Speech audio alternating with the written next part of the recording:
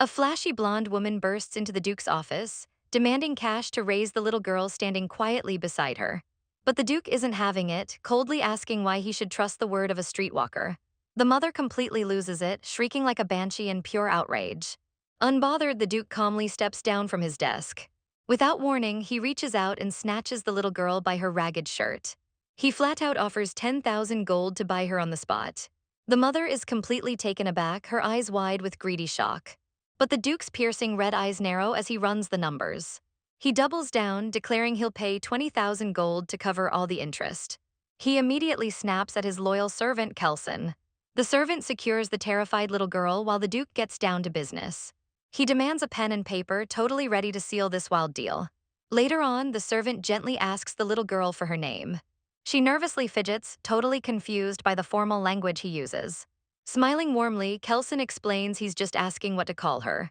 The girl flashes back to her miserable past, remembering how her mother never showed her an ounce of love. Her mom only cared about wearing flashy dresses and entertaining men. It was a harsh life, and the little girl was treated like a massive burden. Whenever clients came over, her mom would forcefully shove her into a tiny trunk. She would viciously threaten to beat her if she made a single sound. Curled up in the dark like a discarded toy, the girl had absolutely nothing. But in that darkness, memories of a bright, modern city flooded her mind. It turns out she remembered her past life as a 23-year-old woman, which kept her totally sane. Snapping back to reality, she realizes she doesn't fully understand this world's language. She softly admits her mother just called her pink eyes. Kelson hides his pity and promises the Duke will give her a proper, beautiful name. Looking out the carriage window, the girl wonders about her terrifying new fate. She silently hopes the Duke will at least take her in as a servant. Gripping her ragged clothes, she figures scrubbing floors easily beats starving on the streets. Soon they pull up to the Duke's ridiculously massive estate. Kelson guides her through the glittering, luxurious halls. He opens a pair of huge doors, revealing her brand new bedroom. The girl's eyes practically sparkle as she excitedly blurts out that it looks freakin' wonderful. She is absolutely beaming, completely mind-blown by the room. She remembers her mom using that exact slang whenever she saw expensive things. Kelson clears his throat awkwardly, gently hinting that it's actually a pretty vulgar curse word. He teaches her the polite word to use instead, leaving her a bit embarrassed. Just then, a sweet, plump maid named Annie steps in to take over. The girl politely bows, introducing herself by her awful nickname. Annie just smiles, insisting the Duke will fix that and suggests they get her cleaned up first. The maid notices her damaged hair and promises to snip off the dead ends. While helping her undress, Annie tells the girl to make herself completely at home. When asked about her duties, the maid cheerfully says her only job is to eat well and vibe until the master returns. Later that night, the girl snuggles into a massive bed, feeling like she's dreaming. She can't believe she went from a wooden trunk to living like Cinderella in a single day. She reflects on how she used to be a modern adult, but is now just a helpless kid with a traumatic past. Looking out at the night sky, she thinks about her new name, Estelle, which the Duke hastily chose because it means star. However, a heavy thought hits her. She hasn't actually seen her new father since he dropped a literal fortune on her. A few days pass, and while the luxury is amazing, her anxiety starts creeping back in like a shadow. One morning, Annie catches her stressing on the balcony in her pajamas and immediately wraps her up in a coat so she doesn't catch a cold. To help her settle in, Annie serves up some hot cocoa and fresh cookies. Estelle happily sips her drink, feeling like her stomach has doubled in size since they feed her 24/7. With nothing else to do, she spends her time wandering the massive estate with her new stuffed bunny. She is absolutely blown away, walking into rooms that look like literal museums. She picks up a goofy chicken plushie, totally entertained by all the endless, mysterious items. Eventually, she opens a door she hasn't seen before, politely excusing her intrusion. She glances around the gigantic, dimly lit room, thinking it's completely empty. But then she spots a dark-haired figure panting in bed and assumes the Duke has returned. As she creeps closer, she realizes the person under the covers is way too young to be her new dad. She reaches out and touches his forehead, wondering who this mysterious boy is. He is burning up with a crazy fever, sending her into a total panic about whether she should call for help. Refusing to just leave a sick person hanging, she immediately dashes off to grab a wet towel and a basin. She stays by his bedside, looking down at him with real concern. For the first time since arriving at the mansion, sitting quietly beside him gives her a sense of purpose. Later at lunchtime, Annie gives her a crash course in high society table manners. Estelle smoothly cuts her steak with her left hand, completely nailing the etiquette. Annie claps in sheer delight, while Estelle smugly thanks her past life memories for the assist.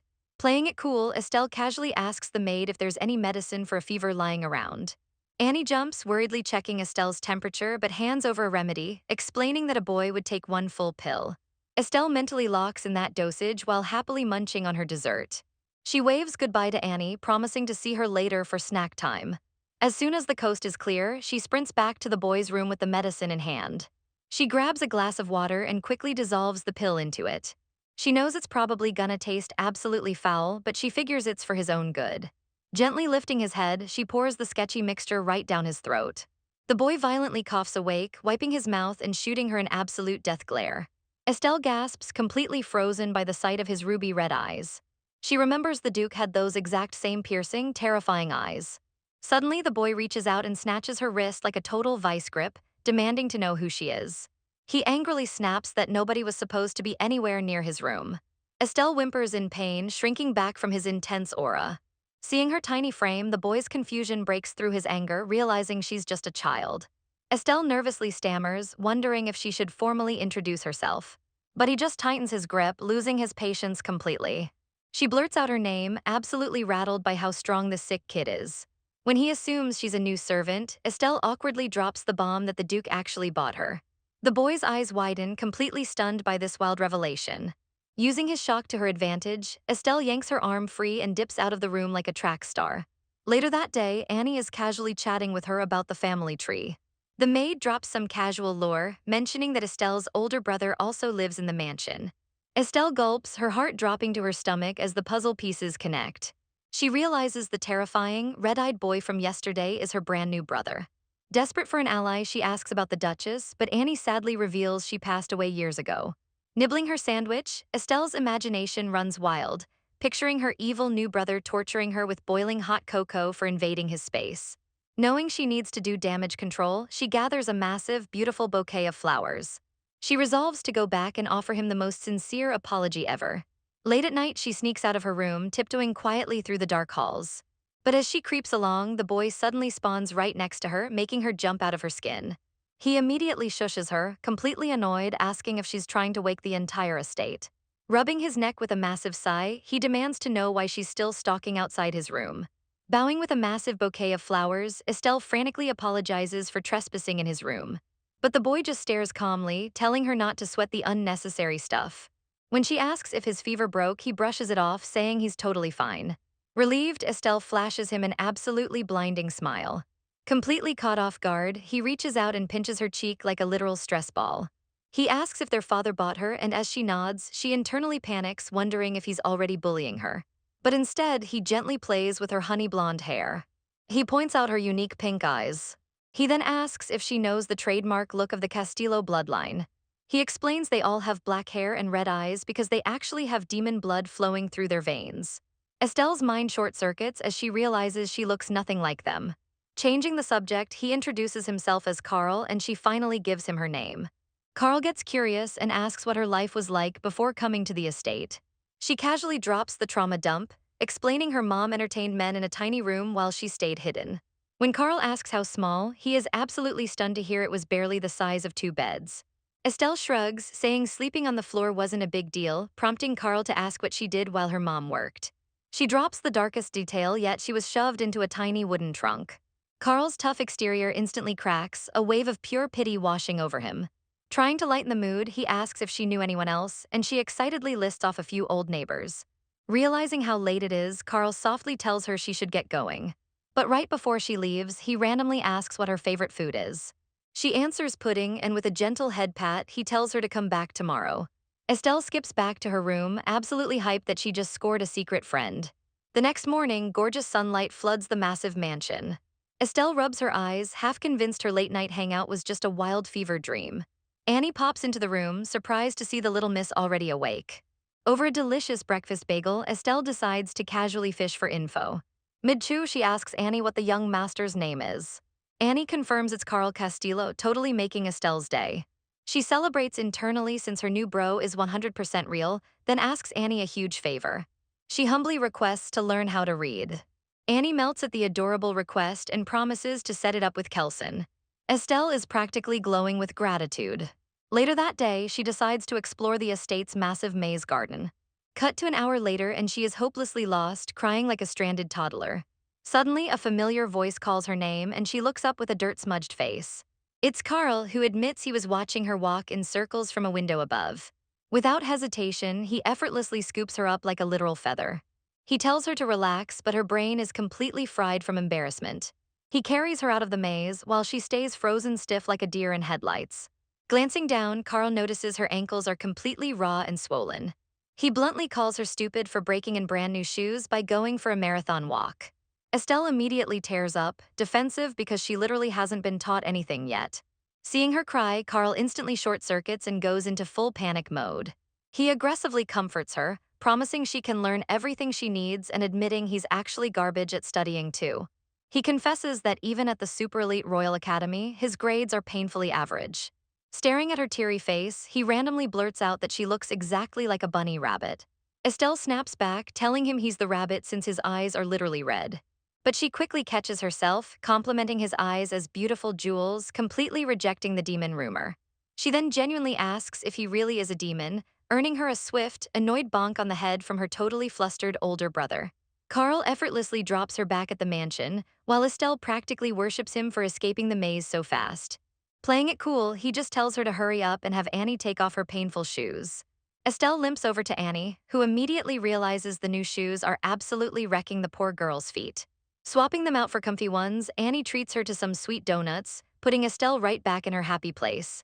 But mid-bite, her brother's warning about the Castillo bloodline suddenly pops into her head. Panic creeps in as she realizes that if she isn't actually the Duke's real kid, she could get kicked to the curb. Oblivious to her spiraling, Annie excitedly returns with a brand new pair of shoes. But Estelle completely breaks down, bursting into tears and sending the poor maid into full-blown panic mode. Between sobs, she blurts out that even if she gets thrown out of the estate, she grips her dress tight, desperately pleading to still learn how to read and write. Annie's heart completely melts, and she reassures the little girl that she isn't going anywhere. Snuggling into a warm hug, the heavy anxiety weighing on Estelle's chest finally starts to fade. She completely relaxes in the maid's arms, feeling safe for the first time in forever. Later on, Estelle peeks outside, wondering if Carl is done with lunch and hanging around. She checks all around the gardens, totally bummed when she can't find her big brother anywhere.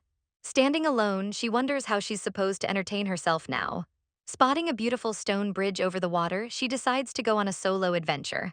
She happily skips toward it, humming a sweet little tune while picking wildflowers. But after a while, she realizes the bridge is way farther than she originally thought. As the sky turns orange, she glances at the setting sun and figures it's time to head back. Suddenly, night falls like a light switch, completely swallowing the forest in darkness. Trembling in the pitch black, she tries to speedwalk her way out, telling herself everything is fine. She spots the mansion's lights in the distance, but then sees the glow of massive torches and hears people shouting her name. Relieved, she wildly waves her arms and shouts to get their attention. A search party of frantic maids swarms her, screaming that they finally found the young miss. Annie dashes to the front of the pack, looking like she's about to have a literal heart attack. She totally loses it, loudly scolding Estelle for wandering the dangerous woods at night. But the anger instantly turns into a massive bear hug as Annie cries about how worried she was. Gently patting her back, the sweet maid comforts the crying girl, knowing she was terrified out of her mind.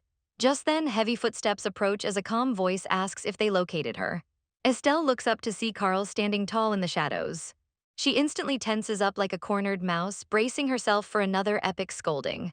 Cut to a little while later, Estelle is soaking in a glorious, steamy tub to calm her nerves.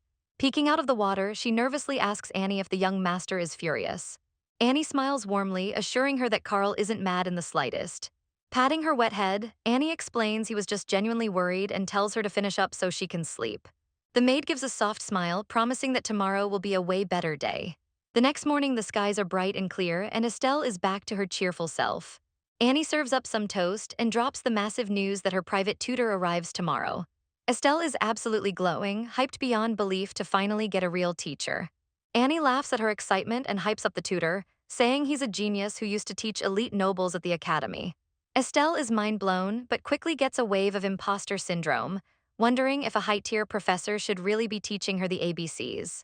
Looking up at the gorgeous blue sky, it hits her that today is her last true day of freedom. She taps her chin, scheming up a fun way to spend her final day before the studying grind begins. Her eyes lock onto a massive, leafy tree right outside the mansion windows. Feeling adventurous, she casually wonders if she should try climbing it. She hugs the trunk and immediately slides down like a cartoon character, realizing she has zero upper body strength. But Estelle doesn't quit. She sneaks up to a higher window, eyeing a thick branch and calculating a crazy jump. Pumping herself up, she gets ready to make the wild leap of faith. She totally sticks the landing. Sitting high up in the branches, she takes in the breathtaking view of the estate, feeling like she's on top of the world. High up in the branches, Estelle marvels at how completely different the estate looks compared to the balcony view. But as she looks down, reality suddenly kicks in. Pure panic washes over her face as she realizes she has absolutely no idea how to get down. Right on cue, Carl casually strolls up to the base of the tree. He looks up completely baffled and asks what she's doing while Estelle weakly admits she's stuck. Without skipping a beat, Carl bluntly tells her to just let go of the branch. Estelle hesitates, nervously stammering that she's way too heavy to catch.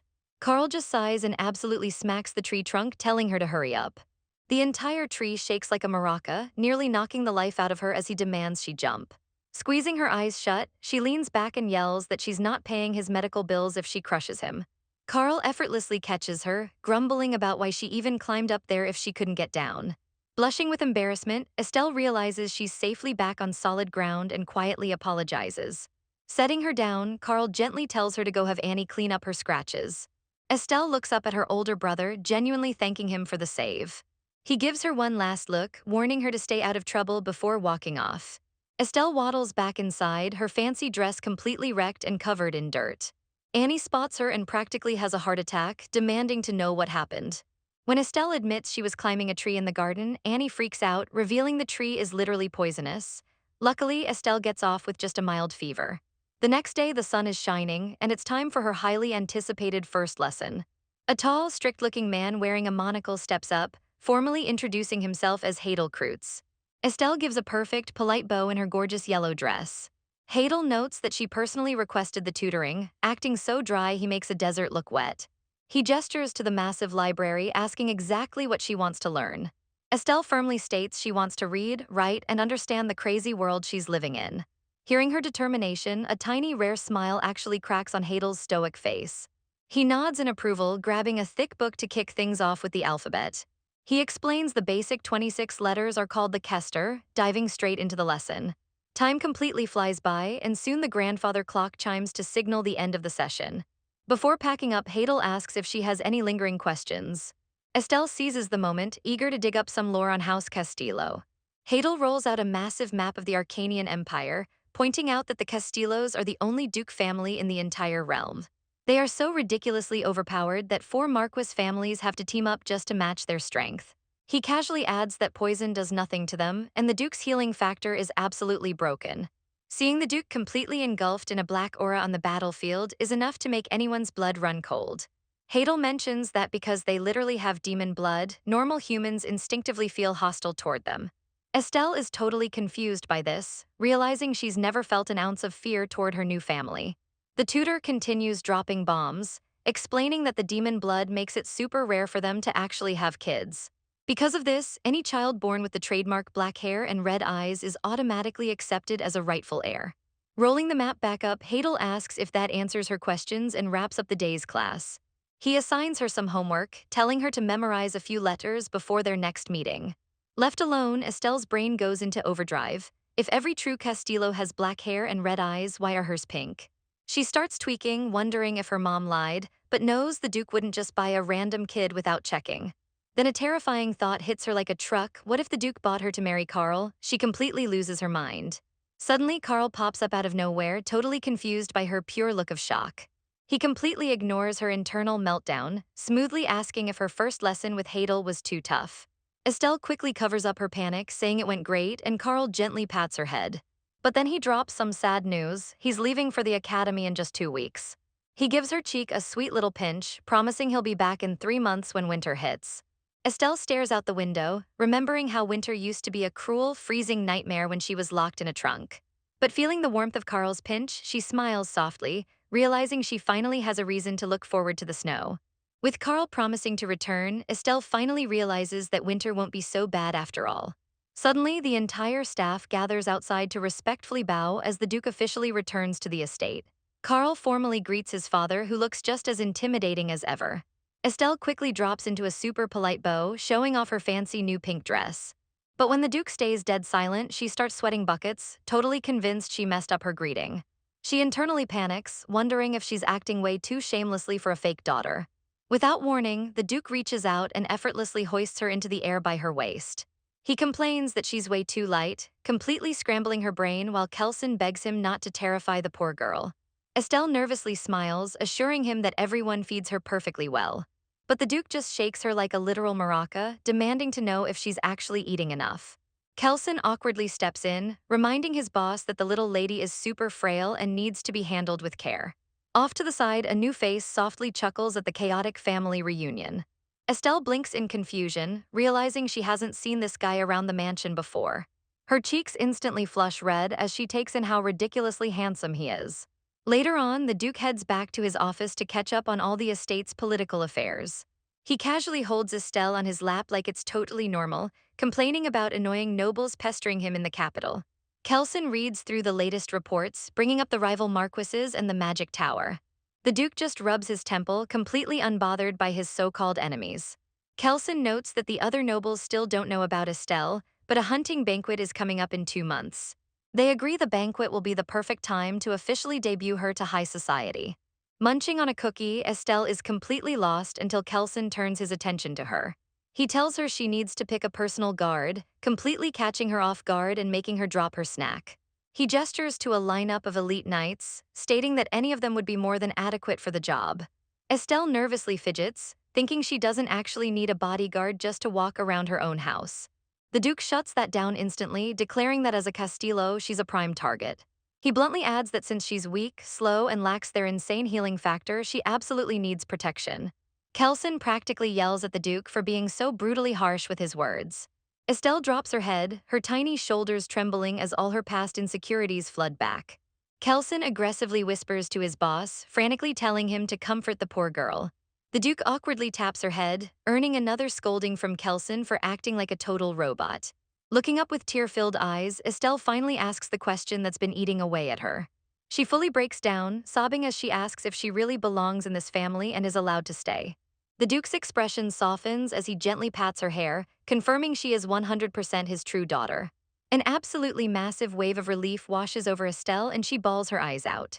The Duke sighs, reminding her he isn't stupid enough to blow 20,000 gold on a fake kid. Stepping up to the rescue, the handsome knight points out that being sold and locked in a mansion for a month would make anyone totally anxious. He smoothly defends her, making it clear her feelings are completely valid. The Duke looks confused, pointing out that her eyes literally prove her bloodline. The knight gently explains that given her harsh background, she probably didn't know the family lore. He gracefully kneels down to meet her eye level. With a warm smile, he drops a massive truth bomb. Her beautiful pink eyes are actually a rare red tint, proving she's a true Castillo.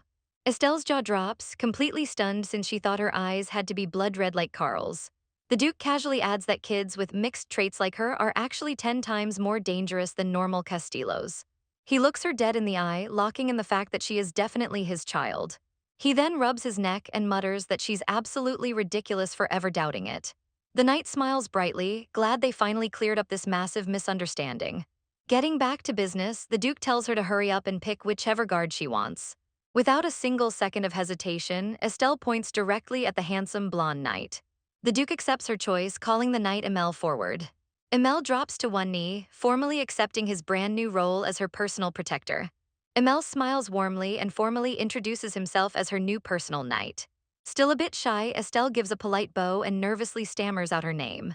The Duke casually taps her head, telling her to puff out her chest and act like a confident Castillo. Taking his advice literally, she immediately shouts her name at the top of her lungs. Emil just grins, promising to take good care of the young lady. The scene shifts as the adults discuss the king hosting an upcoming hunting competition. Nibbling on a strawberry, the Duke notes that the king definitely has some hidden motives for the event. Out of nowhere, Carl approaches, fiercely pouting as he watches his dad spoil Estelle. He crosses his arms, looking absolutely miserable. Estelle gasps, suddenly struck by a massive wave of guilt. Her imagination runs wild, picturing Carl happily sitting on the Duke's lap before she came along and stole his spot. Meanwhile, the Duke glares at a persistent noble, visibly annoyed by the guy's constant nagging. A mustached man whispers a sketchy rumor about the noble, prompting Estelle to innocently ask what the word gay means. She cheerfully declares she'll just ask her strict tutor later, making the Duke instantly banish her to her room to avoid a total disaster. Walking down the hall, Estelle glances back, still worrying about her grumpy older brother. Suddenly, a light bulb goes off in her head as she comes up with a plan to fix things. She skips excitedly down the massive corridors of the estate. Looking up at her new bodyguard, she asks what she should call him, and Amel grins, saying Sir Amel sounds perfect. Estelle blinks, realizing there's definitely a cheeky side to this polite knight. She asks if he'll be sticking by her side 24/7, and he confirms he's officially on full-time babysitting duty. When asked about his past, Amel casually mentions he joined the Duke's elite knights when he was just 13. He proudly explains they are known as the legendary Knights of the Black Wolf. Estelle does the mental math and realizes she might have to get a job in 2 years since she's already 11. Changing the subject, she asks why her new family has so many enemies. Amel smoothly explains that having insane wealth and terrible tempers naturally puts a massive target on their backs. Estelle shakes her head, totally unfazed, saying the mansion actually feels incredibly peaceful. She casually drops a trauma dump, mentioning that living with her mom was a million times more dangerous. She lists off her old daily fears, bluntly stating she doesn't have to worry about freezing, starving, or being drowned anymore. Amel completely pales, horrified by her dark past, while Estelle quickly reassures him that she's totally safe now. The knight stares at her, completely heartbroken that a literal child had to endure that kind of hell. Estelle smiles sweetly, shrugging it off like it's just a normal part of growing up poor. She beams, saying she's just incredibly lucky her dad rescued her, making Amel gulp down his heavy emotions. Unable to handle the cuteness, Amel suddenly reaches out and squishes both of her cheeks like literal dough. Estelle asks what he's doing, and he nervously looks away, admitting his hands just moved on their own. Right then, Carl spawns into the hallway and Estelle happily greets him as Lord Carl. Carl immediately bonks her on the head, demanding she drop the super formal titles. Rubbing her stinging forehead, she asks what he wants her to say instead. Carl strikes an arrogant pose, proudly ordering her to call him Big Brother. Obeying him, Estelle kindly offers to let him take his rightful place back. She explains she doesn't mind giving up her spot on their dad's lap, causing Amel to desperately hold in a laugh. Amel awkwardly clears his throat while Carl shoots him an absolute death glare. Carl forces a tight smile, asking if she seriously expects a teenager to sit on their dad's lap and call him Papa. Amel snickers again, and a completely embarrassed Carl pinches Estelle's cheeks, calling her an idiot. As Estelle whimpers, Carl drops the jokes and strictly orders her to never leave Amel's side. He goes on a rapid-fire rant, stressing that she's way too tiny and fragile to protect herself from everyday hazards. Amel smiles, chiming in that she definitely needs a massive growth spurt to catch up to her actual age. Estelle takes the criticism well, firmly believing her Castillo blood will eventually make her tall and strong.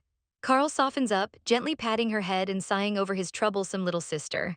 But before they leave, Carl viciously elbows Amel right in the gut as payback for laughing at him earlier. Grumbling about her choice of bodyguard, Carl tells her to follow him while Amel hunches over in pure pain. Carl smoothly leads Estelle outside, offering to take her horseback riding so she can finally see the bridge. Approaching the stables, Estelle is absolutely amazed by how massive the horses actually are. Amel smiles, asking if it's her first time seeing one up close. Then, playing the ultimate troll, Amel warns Carl that if a fragile girl like Estelle falls off, she might literally die or break her limbs. Carl's face goes pale as he completely short-circuits at the thought. He instantly goes into protective brother mode and cancels the ride, causing Estelle to whine in protest. She pouts fiercely, upset that he's backing out on his promise. Amel chuckles, saying it's fine as long as they're careful, leaving Carl glaring and wondering whose side this night is even on. They finally compromise, agreeing to just go for a short, easy ride. Sitting in front of Carl, Estelle is super hyped, marveling at the crazy high viewpoint. Amel rides up beside them and suggests she ask the Duke to buy her a pony. Estelle's eyes sparkle as she imagines having a cute little horse she can ride all by herself. Carl gently asks if she's uncomfortable since she keeps bouncing around in the saddle. Looking ahead, he decides they definitely shouldn't run to keep her safe. Amel points toward the forest, suggesting they just take a slow walk to the bridge she wanted to see. Looking around, Estelle notes that there's literally nothing nearby except endless trees. Carl casually explains that's just because the estate is ridiculously huge. Amel adds that there's an entire town full of people living right outside the gates. Estelle's jaw drops as she realizes this entire massive landscape is just her dad's backyard. She starts sweating, thinking House Castillo is a little too overpowered. She mentally lists off their insane perks, an elite knighthood, endless wealth, and a royal bloodline connected to the first emperor. Gulping nervously, she wonders if the imperial family sees her new house as a massive threat. The horse snorts, snapping her out of her thoughts as they finally reach their destination. Estelle gives the horse a grateful pat, amazed that it effortlessly carried her to a place she couldn't reach on foot. Suddenly, she spots a glowing, purple gem on the ground and picks it up curiously. Carl explains it's just an elemental stone fragment that washed down from a nearby mine. He tells her the area produces a ton of them, so finding fragments like this is super common. He drops some lore, explaining the stones hold pure natural energy used to create magical items and stabilize auras. Emil raises his sword with a grin, showing off a shiny blue elemental stone embedded right in the hilt. He adds that the stones are incredibly valuable and the Castillo family literally owns the mine. When Estelle asks why such expensive rocks are just chilling in the dirt, Emil clarifies that the tiny ones don't hold any real power. Carl mentions they look beautiful glowing at night, but strictly orders her never to wander outside after dark. Later, Estelle kicks her feet in the sparkling water, learning it would take 20 minutes on horseback just to reach the front gate. She sits back, completely mind-blown by how filthy rich her family actually is. Carl checks the sun and says it's time to head back for her tutoring session with Hadel.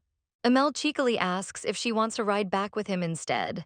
But Carl isn't having it, sternly ordering the knight to just help her up. As they trot back, Estelle looks up and asks if she's making Carl uncomfortable. Carl plays it cool, bluntly saying that if he was annoyed, he would have just tossed her to Emil. Estelle just smiles warmly, totally happy with her older brother's subtle way of showing affection. The scene cuts to her evening study session, where Hadel is answering one of her burning questions. He flat out states that a true Castillo can never become the emperor because the public firmly believes they are demons. Estelle defensively argues that her dad and brother are definitely not demons. Hadel closes his eyes, agreeing with her, but points out that her situation is completely different. Estelle tilts her head, totally confused by what he means. Hadel gives her an intense look and drops an absolute bombshell. Because she's mixed-blooded, she actually has the potential to take the throne. Estelle stares blankly at the moonlit window, processing the wild idea that she could rule the empire. Hadel explains her human side changes all the rules, making her existence highly significant. But Estelle immediately shuts the idea down, bluntly saying she has zero desire to be the emperor, and Hadel dryly agrees. Hadel continues his lesson, explaining that while they might not get it, plenty of nobles are absolutely obsessed with power. Estelle tilts her head, asking what being mixed actually means for her. Hadel drops some crazy biology lore, stating that magicians believe demons and humans are totally different species that can't reproduce. But since Estelle exists, she's walking proof that the Castillos are just as human as anyone else. He goes on to compare the Castillo bloodline to a terrifying, massive beast. To normal people, a giant black panther is completely terrifying, yet they still have a wild urge to tame it. He then points out that Estelle is like a tiny, harmless pink mouse, a Castillo that actually looks tameable. Hadel warns her that because of this, the greedy nobles are going to covet her like crazy. Estelle tightly grips her dress, completely overwhelmed by this heavy reality check. Hadel bluntly states that once her existence is made public, she'll instantly become the most sought-after bride in the entire empire. Sweating, she asks what happened to other mixed bloods in the past, but Hadel flips his book, noting they were all men with zero recorded history. The heavy lesson wraps up, leaving Estelle feeling like she's about to burst into tears. Later that night, she looks up at the moon, her mind wandering back to all the crazy things she's learned. Walking down the dim hallway, Emil gently praises the young miss for working so hard on her studies. Estelle smiles softly, admitting that it's actually super fun to finally learn about the world. Emil looks pleasantly surprised, noting that most kids absolutely hate studying. Seizing the moment, Estelle asks Emil to explain something else she's been curious about. She turns to her loyal knight and asks what an aura is. Emil explains it's a superhuman power used by knights, which gets amplified by those expensive elemental stones she saw earlier. Without hesitating, she excitedly asks if he can show her his aura.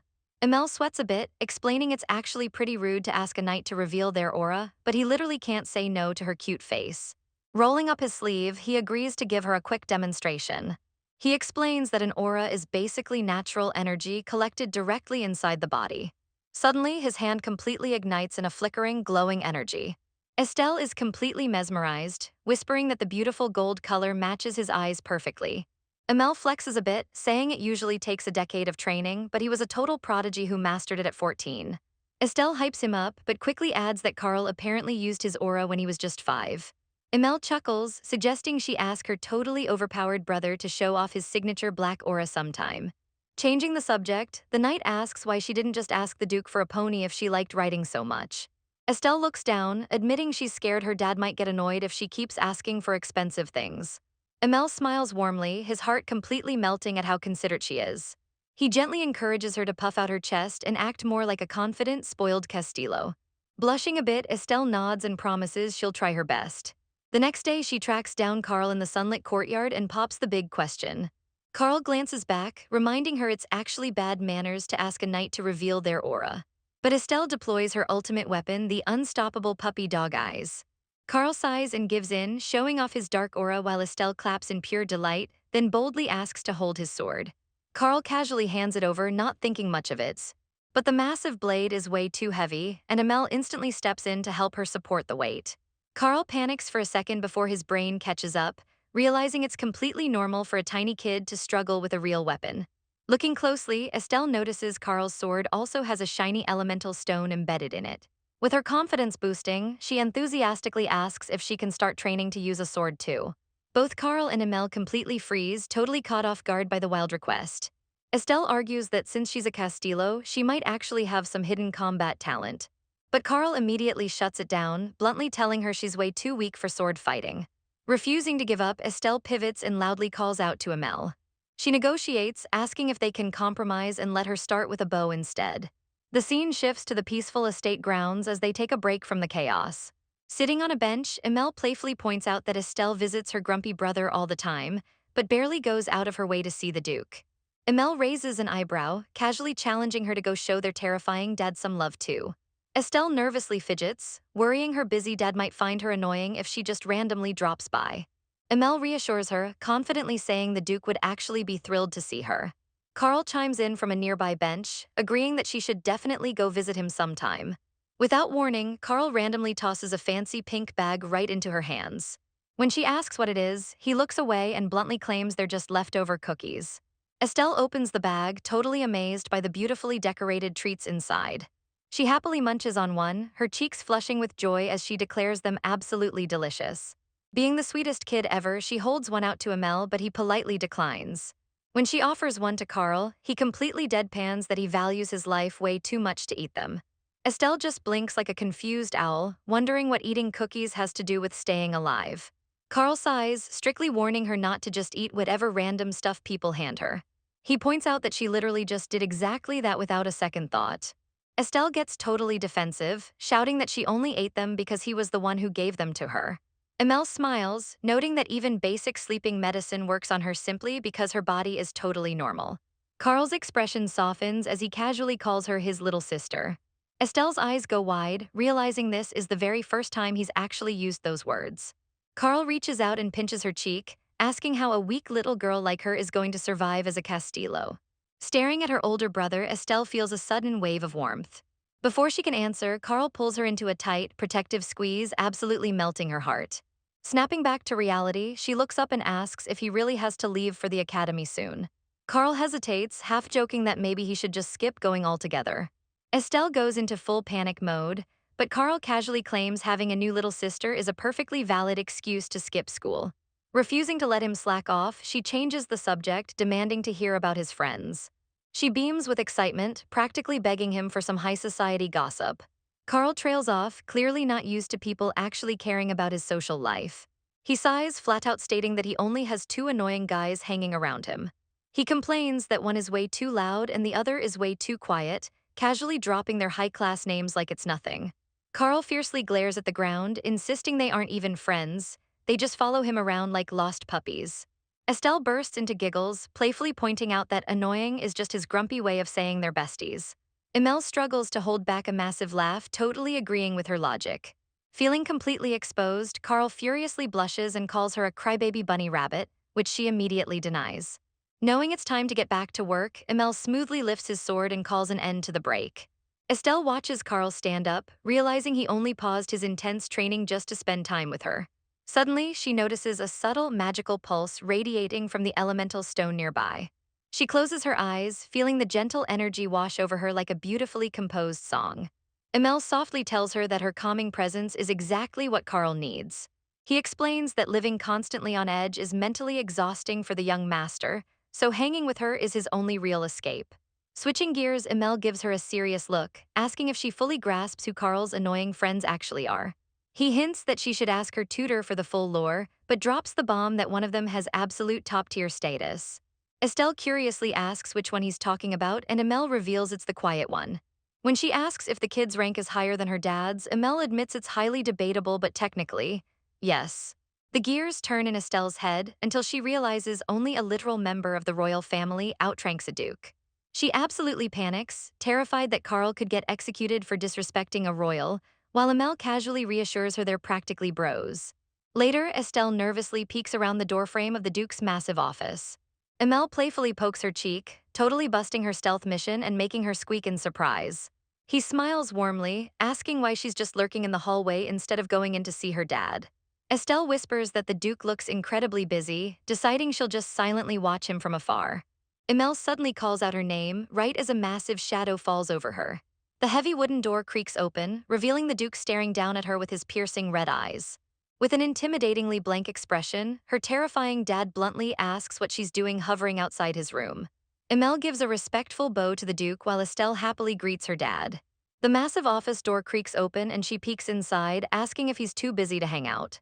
Suddenly, a completely exhausted Kelson sighs, scolding his boss to be gentler with the young lady, while Estelle worries about the poor assistant's health. Kelson coughs dramatically, admitting he is absolutely running on fumes.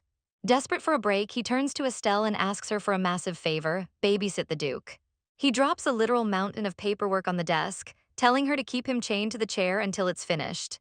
Without waiting for an answer, Kelson completely dips out of the room, leaving her in charge. The Duke glares at the door in pure annoyance, while Estelle points out that his assistant looked like a walking zombie. Her dad sighs, asking if she doesn't think he looks tired too. But Estelle notices a cute little bunny doodle on his official documents, completely destroying his tough guy image. Caught red-handed, the Duke tries to play it cool. Estelle instantly takes advantage, beaming brightly and asking if he'll play with her once he finally clears his desk.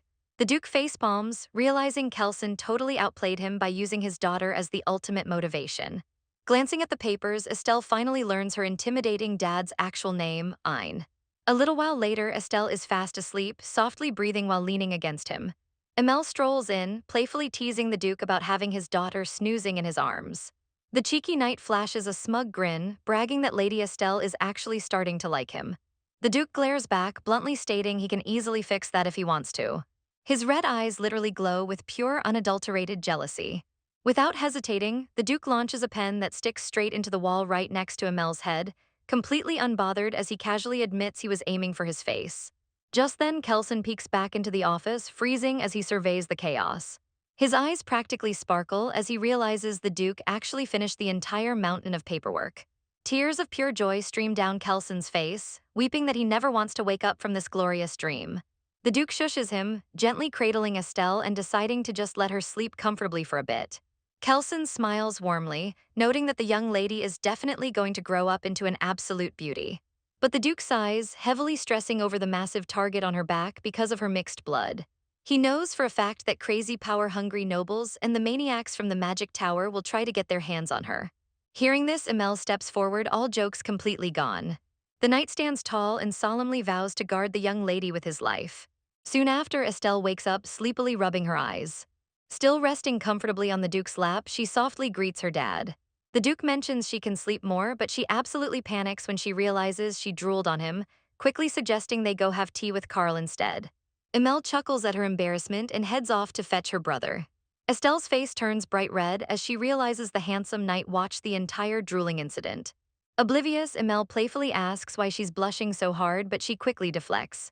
Later at tea time, they dig into a gorgeous strawberry cake while Estelle asks Carl about the academy. Carl just slumps on the couch like a deflated balloon, muttering that it's the same old grind. Worried, she asks if something bad happened at school. Carl completely deadpans, complaining that there are just too many humans around. Estelle blinks in total confusion while Carl casually sips his tea, admitting he almost threw up from the crowds during his first year. She starts stressing, wondering if her brother is just going through a hardcore edgy phase. But the truth is darker. Castillos naturally hate humans on pure instinct, and regular people feel totally creeped out around them too. Carl gently pats her head, assuring her that she is the only exception to the rule. Nibbling on a snack, she innocently asks what it feels like to not instinctively hate humans. Carl gives her a mysterious look, saying she'll figure it out soon enough. Changing the subject, she asks when he's heading back to the capital. He confirms he leaves in just a week, and Estelle's mood instantly drops as she realizes she'll be all alone again. She tightly grips her dress, trying her absolute best to hold back her tears and enjoy their time together. Forcing a smile, she hopefully asks if she gets to attend the academy when she turns 13 too. But both the Duke and Carl immediately shut her down in unison, giving her a rock-solid no. Estelle is totally confused, asking Carl if only men are allowed to enroll in the academy. Carl explains that gender doesn't matter, but students are completely cut off from their families, living in dorms for 3 years without any personal guards. Setting his teacup down, he bluntly states that sending someone as weak as her would be a literal disaster. Estelle pouts, arguing she isn't that fragile, but Carl completely shuts her down. Feeling a bit petty, Estelle abruptly stands up and asks to be excused, leaving Carl wondering why she's quitting mid-snack. She throws his own logic right back in his face, claiming she's too weak and might get sick if she eats too much.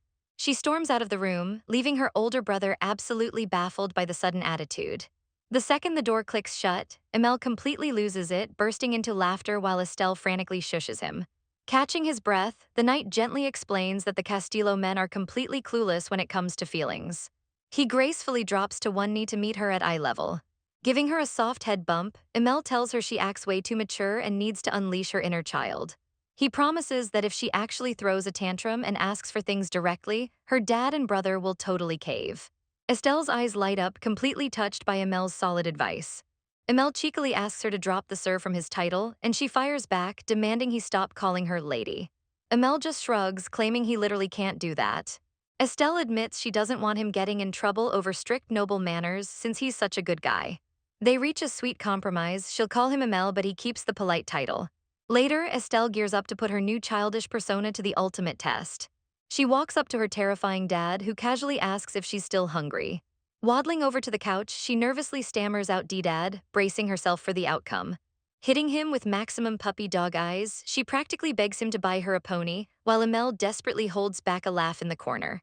The Duke just stares at her in dead silence, making Estelle panic that she totally botched the act. Finally, he breaks the silence and calmly asks how many ponies she wants. Totally unfazed, the Duke casually offers to buy her 20 ponies so she can have one in every single color. He immediately turns to Carl, deciding they need to build an entire new pasture for her upcoming herd. Estelle completely short-circuits, wildly flailing her arms and screaming that giving her everything will turn her into a spoiled brat.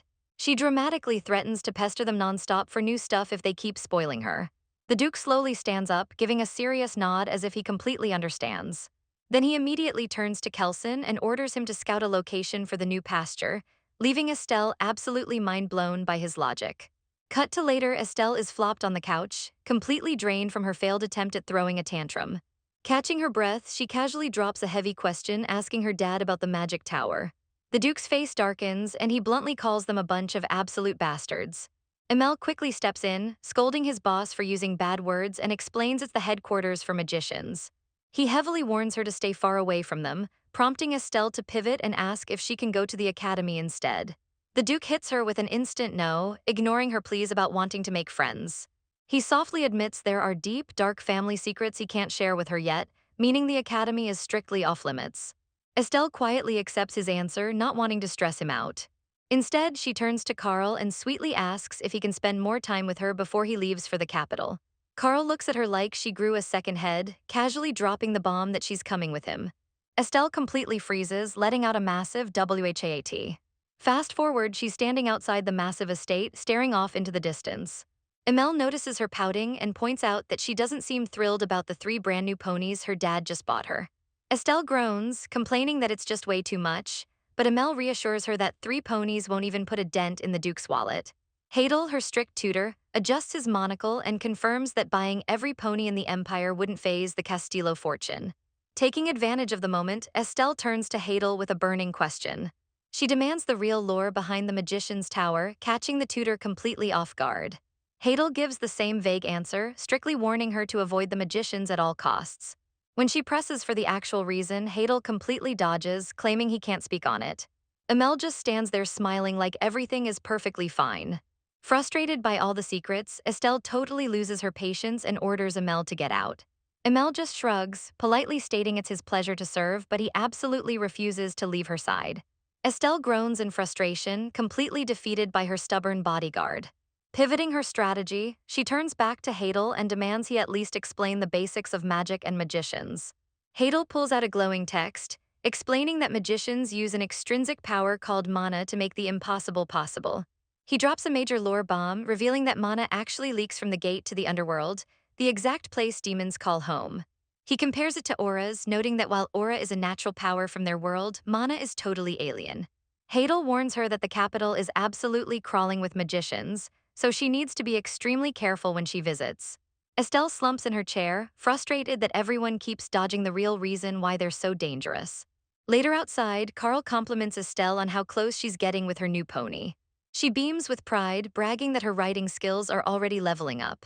Looking up at the sky, she admits her back and thighs are pretty sore, and Carl bluntly reminds her she's still a total novice. When she asks to ride together, Carl shoots it down, telling her to get some actual experience first. Leaning against his horse, Estelle casually brings up the forbidden topic, asking if he knows anything about magicians. Carl immediately tenses up, gritting his teeth as he asks if she saw someone sketchy lurking around. She quickly waves her hands, insisting she was just curious. She innocently wonders how magicians can be considered bad guys if they're allowed to just casually walk the streets. Right before Carl can answer, Emil pops up out of nowhere, cheerfully interrupting their sibling bonding time. Estelle shoots the knight an absolute death glare, internally scheming a way to ditch him so Hadel can spill the tea.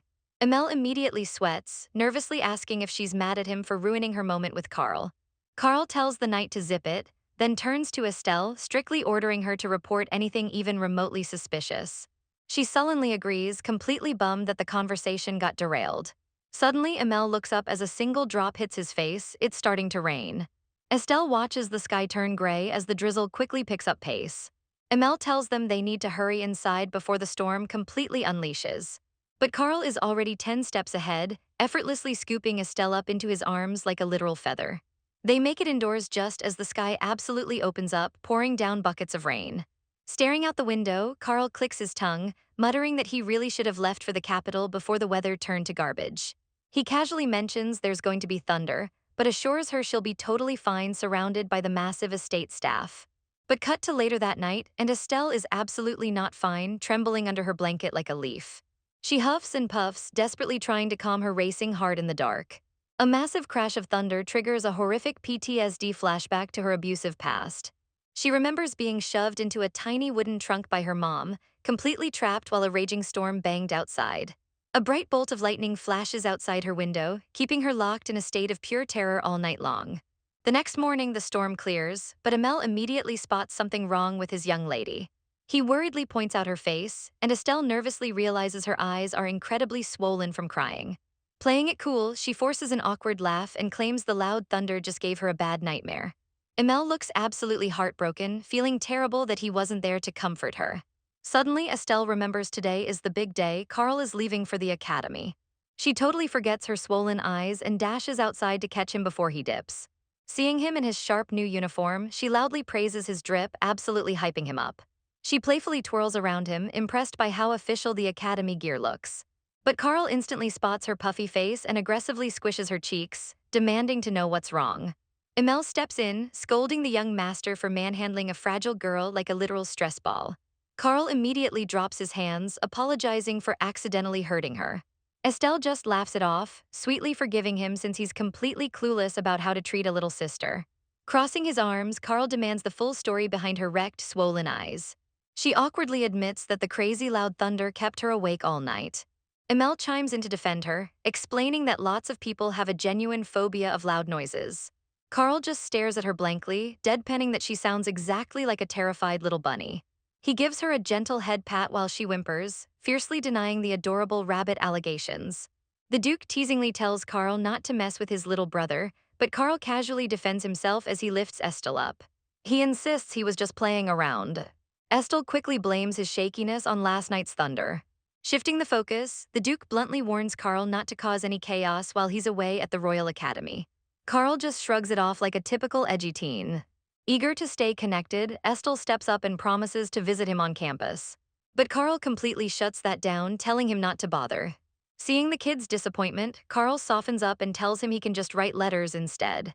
Estel enthusiastically agrees, forcing a bright smile. But inside, his eyes start stinging as the harsh reality sets in. He won't see his big bro again until winter. The waterworks finally hit, and Estel breaks down in tears while wishing him well. Carl completely facepalms, realizing just how hard it is to leave the kid behind. He gently pats Estel's head, telling him not to cry and promising he'll be back. As the rain starts pouring, the Duke leads Estel back inside. Seeing the boy so down, he asks if Estel wants him to bring over some friends. Estel's eyes widen in surprise, but he quickly hesitates.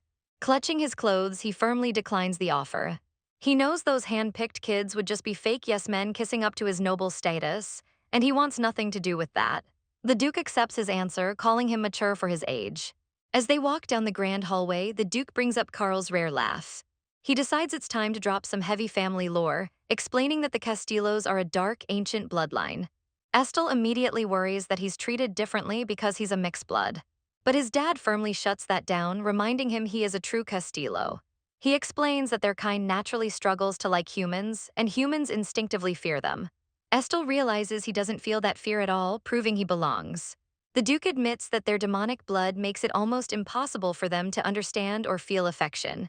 So Carl's attachment to Estel, it's basically a miracle and the first time he's ever felt genuinely happy to care for someone.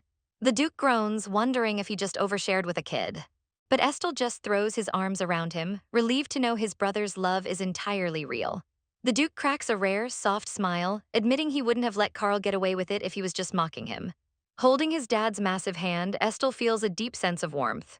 He quietly looks up, wondering about Carl's mother and if his stoic dad has ever truly loved someone before. He promises himself to uncover the rest of the family's hidden secrets someday. Later on, the sun sets over the colossal Castillo estate. Estel is back in his private study with Hadel diving deep into empire politics. They discuss the four Marquis families and how they are constantly at each other's throats. Hadel nods, confirming the intense rivalries. But outside, a nasty storm is brewing, and Estel keeps nervously glancing at the window. Hadel continues his strict lecture without missing a beat. Suddenly, a massive rumble of thunder shakes the room, and Estel starts trembling like a leaf. Hadel pauses, noticing his panic, and asks if he's all right. Estel stammers out a weak yes. But the sharp-eyed tutor demands total honesty. Another loud rumble crashes outside, making Estel flinch hard.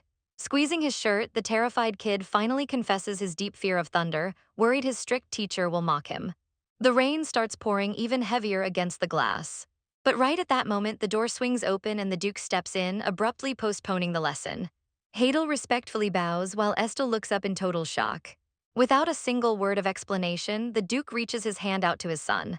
He scoops Estel up in his arms and carries him away, leaving the kid completely bewildered as they walk past his bedroom. The Duke carries him in total silence down a mysterious, museum-like corridor filled with statues, heading straight into the unknown. The Duke carries Estel into a dimly lit, windowless room filled with ancient statues. He explains that windows were left out entirely to protect the priceless artwork from sunlight. But Estel is a little confused, pointing out a massive bed sitting right in the middle of the room. He touches the fluffy sheets, asking if this setup is all for him. His dad smoothly explains that this room is totally soundproof, making it the perfect spot to sleep through the storm. Estel eagerly agrees, shaking his head and admitting that silence is exactly what he needs. The Duke then pulls out a custom, gold heart-shaped key and hands it over. He tells Estel that since the room holds crazy valuable items, he's the only one allowed to have access. Gently patting the mattress, the Duke tells him to hurry up and lie down. Tucking himself in, Estel shyly asks if his dad will stay until he falls asleep. Without hesitating, the Duke climbs right into bed and pulls the kid close. He glances down, wondering why Estel still looks a bit on edge. Deadpan, the Duke asks if he's worried about getting crushed in his sleep. Estel completely loses it, yelling that he's not some fragile puppy. But his panic quickly melts into a soft smile as he asks his dad to just sleep next to him. The Duke leans back on the pillows, totally fine with it. In the quiet room, the ticking clock is the only sound, no thunder, no flashing lightning. Safe in his stoic dad's arms, Estel finally drifts off into a peaceful sleep. The next morning, the storm is still raging outside as Emil waits by the bedroom door. He knocks gently, checking in on the young master. Emil admits he showed up early because he was worried the thunder would freak Estel out. But seeing the kid totally chill completely surprises the knight. Estel beams brightly, bragging that his dad stayed by his side all night.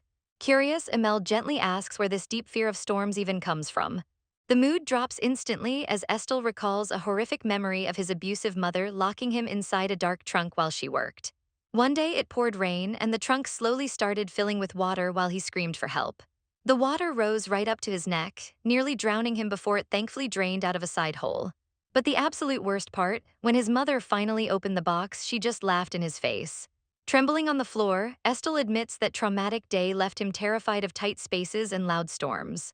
Emel's expression instantly darkens as a fierce, protective anger flashes in his eyes.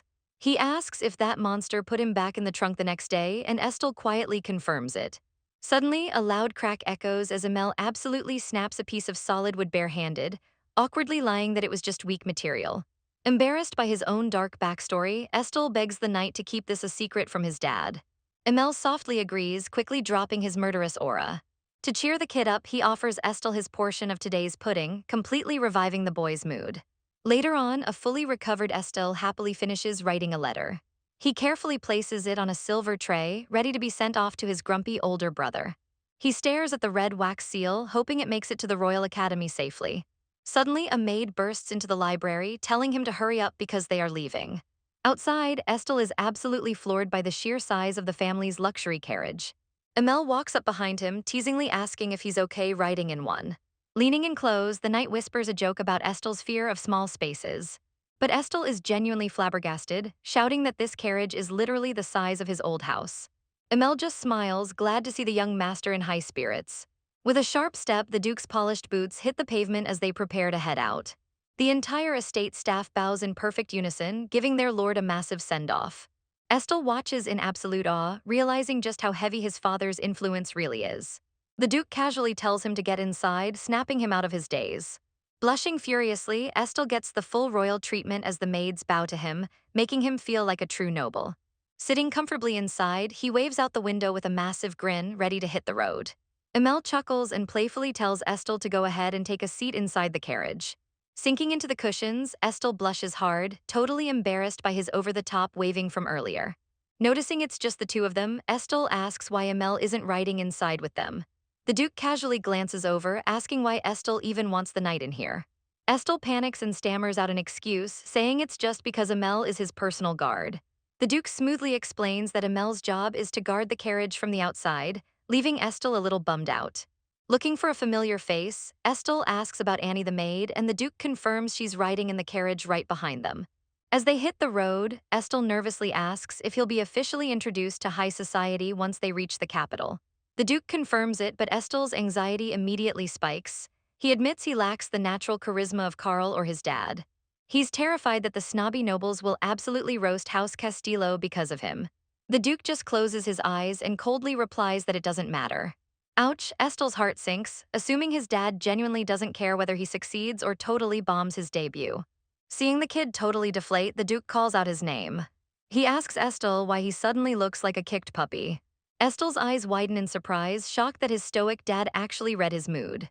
Pouting as the carriage rattles along, Estel mutters that his dad didn't seem to care about his future at all. The Duke lets out a heavy sigh, realizing he really needs to work on his delivery. He scoots closer, sitting right next to his son, and tells him he's completely overthinking it. Reaching out, the Duke gently pats Estel's head to comfort him. Flashing a rare, genuine smile, he tells Estel that he just needs to be exactly who he is. Meanwhile, back at the Royal Academy, Carl gets a surprise delivery. He looks totally confused as someone hands him a sealed envelope. Opening it up, he reads Estel's messy handwriting, where the kid talks about the heavy rain and how their dad stayed in his room to keep him safe. The letter goes on about dessert, mentioning that Emel gave Estel his entire pudding. Carl instantly gets annoyed, scoffing at the knight for trying to score easy brownie points with his little sibling. The letter continues with Estel showing off his new harp skills, mentioning a possible recital in the future. He asks Carl to listen to him play when he finally comes back home. Estel wraps up the letter, wishing for Winter to hurry up so they can reunite. He signs off with his official noble name, Estelle. Looking out the academy window, Carl smiles softly to himself, admitting he's never been this hyped for Winter before. Fast forward, and the Castillo carriage finally pulls up to their colossal mansion in the capital. Estel's jaw drops, amazed by the pitch-black exterior that looks like it's built out of solid ash. The Duke smirks and tells him to take a closer look. Zooming in, the dark stone is actually packed with elemental fragments that sparkle like a literal galaxy. Estel's eyes light up, absolutely hyped by the magical aesthetic. Inside, the Duke immediately asks the head servant if Estel's room is prepped and ready to go. The servant bows respectfully and leads them straight to the VIP East Azure suite. Throwing the doors open, they reveal a massive, insanely luxurious bedroom dripping in red and gold. Estel is totally starstruck, thinking it looks like the inside of a royal gingerbread house. The servant introduces two maids who will be on standby for Estel during their stay in the capital. The older maid, Stephanie, and the younger one, Jane, bow and introduce themselves. Estel hits them with a bright, polite smile, saying he'll be in their care. Looking around the red-themed room, Estel asks a completely valid question. If everything is red, why on earth is it called the Azure Suite? The servant just points up, revealing a jaw-dropping chandelier and ceiling pattern crafted entirely out of glowing blue azure stones. Estel starts sweating, wondering if this insane flex of wealth is way too nice for him. Jane excitedly blurts out that the Duke specifically ordered this room to be customized just for Estel. But Stephanie immediately snaps at Jane, glaring at her for speaking out of turn. Stephanie bows aggressively, begging forgiveness for the breach in etiquette, while Estel waves his hands in a total panic, trying to diffuse the tension. Without missing a beat, Stephanie coldly tells Estel that as a noble, he absolutely shouldn't be so polite to the help. Deciding to just roll with it, Estel agrees to play by the strict noble rules for now. But the younger maid, Jane, is totally chill, happily telling Estel she can drop the formalities and speak casually. Even the strict older maid, Stephanie, gives a respectful bow and complies with the young miss. Trying to lighten the mood, Estel spots a cute bunny plushie and asks for its name. Jane completely deadpans, revealing its name is literally just Bunny. Suddenly, Jane brings over an absolute mountain of stuffed animals, telling Estel to take her pick. Estel completely freezes, realizing they are straight up treating her like a literal toddler. Wanting to seem mature, Estel changes the subject and asks where the library is, shocking Jane that she even knows how to read. Jane starts hardcore babying her again, praising her like she's a total genius. Escaping the baby talk, Estel heads to the library, absolutely blown away by how massive it is. Suddenly, a familiar voice praises her for hitting the books right after a long trip. It's Professor Hadel. He actually made the journey to the capital to keep teaching her. Estel flips the script, teasingly telling the strict tutor not to overwork himself. Hadel just chuckles, reminding her he's a full-grown adult. Estel puffs her cheeks, whining that assuming she can't handle her studies is totally childish. But she politely thanks him anyway, ready to get back to the grind. Later on, the head maid asks if she wants to eat early and go to sleep, but Estel insists on waiting for her dad. She decides to kill time by reading up on some more fantasy lore. Flipping through a book, she spots a gnarly illustration of a massive dragon. She looks up and asks Amel if these giant lizards actually exist. Amel calmly explains that they went extinct a super long time ago. Estel lets out a huge sigh of relief, glad she won't have to worry about a dragon dive bombing the estate. Suddenly, the older maid returns, announcing it's already time for dinner. Amel teases Estel, saying it's crazy how she easily manipulated the terrifying Duke into changing his whole schedule just to eat with her. Estel tilts her head, totally confused by the word manipulate. Later that night, Estel gets flustered when her dad tells her to head to bed first. But before she leaves, she stops right in her tracks. She leans in and gives her stoic dad a sweet kiss on the cheek. Smiling brightly, she thanks him for the insane new bedroom. The Duke gently rubs his face, totally caught off guard but softly agreeing. The moon shines brightly over the massive estate as the night wraps up. Sometime later, Estel is sweating it out in a fancy dress, practicing her ballroom dancing. Her strict dance instructor claps her hands, absolutely hyped by her progress. The tutor declares she's gonna be the belle of the ball, though Estel highly doubts it. Jane immediately jumps in to hype her up, saying she's smart, beautiful, and incredibly talented. Estel proudly chimes in, adding that her Castillo bloodline is the biggest flex of all. Jane quickly corrects her, saying society doesn't just care about family names, but Estel just pouts since she isn't even old enough to debut yet. Jane points out that Estel is totally weird for her age, noting that most noble girls would be begging for shiny jewels and dresses.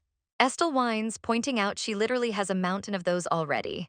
Trying to cure her boredom, Jane asks if she wants to go watch the knights train. She completely sells it, hyping up the intense sparring and the squad of handsome, muscular knights. Estel's eyes sparkle as she immediately agrees to the plan. Cut to the two of them hiding in a random bush, whispering like spies staking out the training grounds. Estel gets totally swept up in the vibe, thinking this secret mission might awaken some hidden fighting talent. Jane drops some heavy lore, whispering that this specific squad of knights is the absolute strongest in the Empire. And more importantly, she aggressively fangirls over how insanely handsome the commander is. Suddenly, Emel's voice drops from right above them, playfully saying the commander would love to hear that. Estelle and Jane flinch so hard their souls almost leave their bodies as they realize they got busted. Emel smirks, asking what on earth they're doing in a bush. Estelle fires back, asking why he isn't out there training. Emel smoothly reminds her that guarding her is his actual job, leaving Estelle totally confused since she thought every single knight had to train today. Watching Emel kneel beside her, Estelle suddenly realizes the guy is literally always glued to her side. She looks at him, wondering when he ever gets any free time or a moment to actually train. He's a master knight, but she realizes he might be slacking on his skills entirely because of her. Slapping a hand to her face, Estelle mentally kicks herself for being so completely clueless. Emel notices her sudden drop in mood and asks if she's all right, but she just mutters that she's disappointed in herself. Changing the subject, Emel gently asks if she's still hung up on wanting to learn sword fighting. Before she can even answer, a loud clang echoes through the air. Startled, Estelle slumps back into the bushes while Emel casually steps in front of her. Without even breaking a sweat, he tells her not to panic. He just caught a stray training blade midair. Estelle immediately freaks out, grabbing his arm to check if his hand is completely wrecked. But Emel just flexes his fingers, showing off the glowing golden aura he used to block the sharp edge. Relieved but feeling super guilty, Estelle apologizes, convinced she's just causing trouble. Suddenly, the squad of training knights spots them, immediately swarming the bushes to get a look at the young miss. A tall, blonde knight steps out of the crowd, checking to see if she's okay. Taking a respectful knee, he introduces himself as Astor Wins, the commander of the knighthood. Estelle nervously apologizes for crashing their practice session, explaining she only meant to watch from the sidelines. Astor flashes a warm, fatherly smile, telling her she's completely welcome to watch them openly next time. He reassures her that the entire squad is absolutely thrilled to serve the new young lady of the house. Blushing, Estelle officially requests to be a spectator at their next training session. Astor laughs it off, totally cool with it, and praises Emel for keeping her safe. Emel smirks, proudly stating that protecting the young master is his greatest duty. But Astor quickly hits him with a serious side-eye, reminding the young knight not to neglect his own training either. Emel respectfully bows his head, taking the commander's warning to heart. Later that night, Estelle gazes out at the massive estate, telling her dad how much she loves the new mansion and the friendly staff. The Duke suddenly gets serious, deciding it's time to lay out her options since he can't hide her existence forever. Estelle looks up, waiting for the heavy expectations to drop. He explains that high society is brutal. Once she debuts, the snobby nobles will judge her every breath, outfit, and word.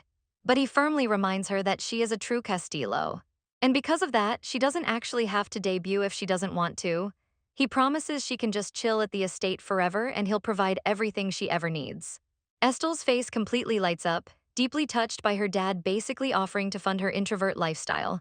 She realizes his blunt words are actually incredibly sweet and considerate. It reminds her of Carl, who stubbornly offered to skip the Royal Academy just to stay home with her. Buzzing with excitement, she asks if they can go visit Carl in the capital right after her official announcement. The Duke agrees. Estelle grins, planning to absolutely spam her big brother with letters until then. But then she turns back to her dad with a sudden, serious request. She bluntly states that she wants to swap out her personal guard. The very next day, a fresh squad of knights is lined up at the mansion, ready for duty. A stoic, black-haired knight steps up first, introducing himself as Gene Sagan. Next is a blonde guy who happily brags that he won a game of drawing straws to get this assignment, using up all his luck for the year. Finally, a blue-haired knight steps forward, respectfully greeting the young lady. Estelle smiles, officially placing herself in their care. Suddenly, the blonde guy, Roy, completely loses all professionalism, wildly fangirling over how cute Estelle is and calling her a living doll. The blue-haired knight, Ellen, immediately shoves his head down, apologizing for her partner's absolute lack of chill. Estelle just giggles, pleasantly surprised to realize Ellen is actually a badass female knight. Looking around the room, Estelle suddenly realizes someone is missing and asks where Amel is. Roy just shrugs casually. He jokes that the former guard is probably locked in his room, totally bawling his eyes out over being replaced. Estelle's jaw drops in horror. Jean quickly snaps at Roy to stop spouting nonsense, and Roy laughs, admitting he's just trolling. Roy rambles on about how easy this job is, joking that the Duke's family is so insanely overpowered they don't even need real protection. Estelle asks if all three are going to shadow her at once, but they clarify they'll be taking shifts. Now they just need to figure out who gets the first watch. And to decide this highly prestigious nightly duty, they immediately start a super serious game of rock, paper, scissors. Watching Emel kneel beside her, Estelle suddenly realizes the guy is literally always glued to her side. She looks at him, wondering when he ever gets any free time or a moment to actually train. He's a master knight, but she realizes he might be slacking on his skills entirely because of her. Slapping a hand to her face, Estelle mentally kicks herself for being so completely clueless. Emel notices her sudden drop in mood and asks if she's all right, but she just mutters that she's disappointed in herself. Changing the subject, Emel gently asks if she's still hung up on wanting to learn sword fighting. Before she can even answer, a loud clang echoes through the air. Startled, Estelle slumps back onto the grass while Emel casually steps in front of her. Without even breaking a sweat, he tells her not to panic, he just caught a stray training blade midair. Estelle immediately freaks out, grabbing his arm to check if his hand is completely wrecked. But Emel just flexes his fingers, showing off the glowing golden aura he used to block the sharp edge. Relieved but feeling super guilty, Estelle apologizes, convinced she's just causing trouble. Suddenly, the squad of training knights spots them, immediately swarming the area to get a look at the young miss. A tall, blonde knight steps out of the crowd, checking to see if she's okay. Taking a respectful knee, he introduces himself as Astor Wins, the commander of the knighthood. Estelle nervously apologizes for crashing their practice session, explaining she only meant to watch from the sidelines. Astor flashes a warm, fatherly smile, telling her she's completely welcome to watch them openly next time. He reassures her that the entire squad is absolutely thrilled to serve the new young lady of the house. Blushing, Estelle officially requests to be a spectator at their next training session. Astor laughs it off, totally cool with it, and praises Emel for keeping her safe. Emel smirks, proudly stating that protecting the young master is his greatest duty. But Astor quickly hits him with a serious side-eye, reminding the young knight not to neglect his own training either. Emel respectfully bows his head, taking the commander's warning to heart. Later that night, Estelle gazes out at the massive estate, telling her dad how much she loves the new mansion and the friendly staff. The Duke suddenly gets serious, deciding it's time to lay out her options since he can't hide her existence forever. Estelle looks up, waiting for the heavy expectations to drop. He explains that high society is brutal. Once she debuts, the snobby nobles will judge her every breath, outfit, and word. But he firmly reminds her that she is a true Castillo. And because of that, she doesn't actually have to debut if she doesn't want to. He promises she can just chill at the estate forever and he'll provide everything she ever needs. Estelle's face completely lights up, deeply touched by her dad basically offering to fund her introvert lifestyle. She realizes his blunt words are actually incredibly sweet and considerate.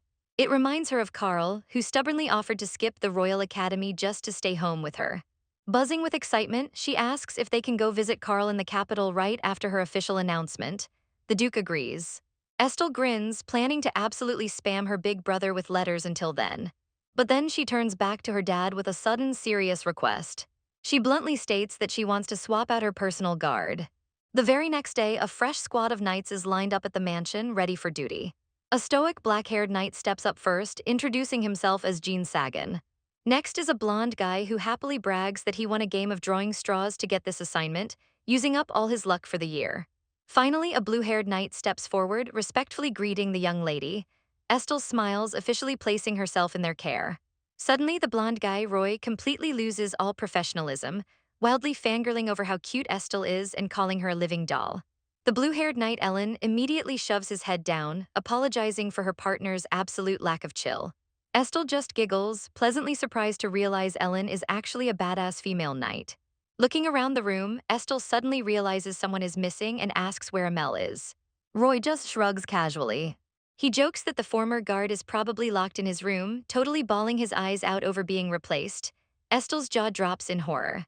Jean quickly snaps at Roy to stop spouting nonsense, and Roy laughs, admitting he's just trolling.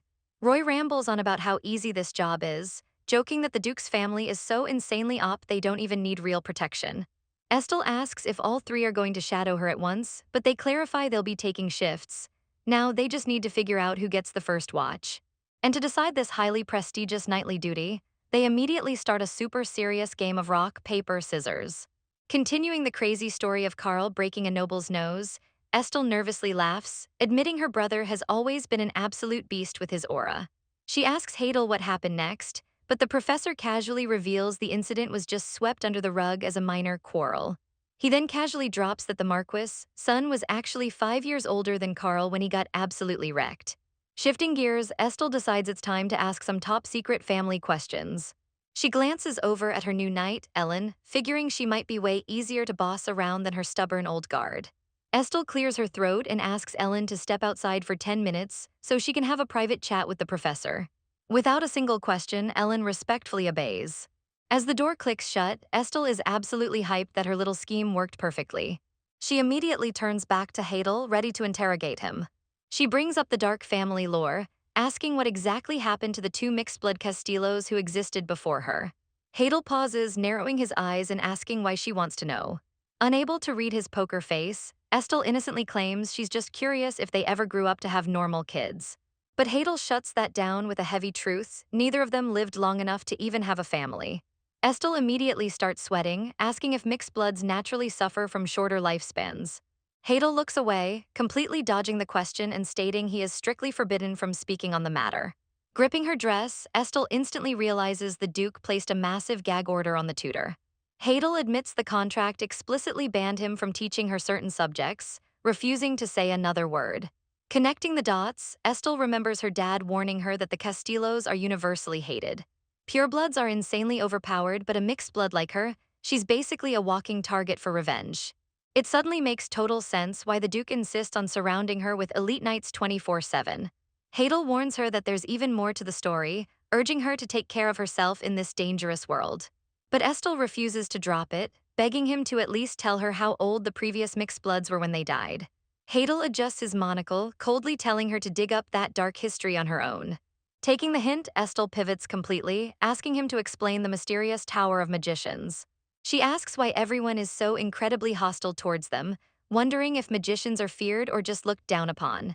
Hadel explains that the Empire actually trades with them all the time, making magical tools super common. Estelle blinks in confusion, innocently blurting out that her dad literally called them all bastards.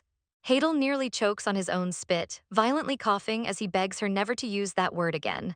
Catching his breath, he explains that magicians are just dangerously curious people, and they are especially obsessed with studying Castillos. Shutting the book, Hadel officially ends the heavy lore session for the day. Ellen steps back inside, asking where the young miss wants to go next. Estelle decides on lunch, then the library. As they walk down the massive halls, Ellen casually mentions the upcoming hunting banquet. She reveals that Estelle will officially be introduced to a bunch of young nobles at the event. Estelle stops dead in her tracks, her eyes widening in realization.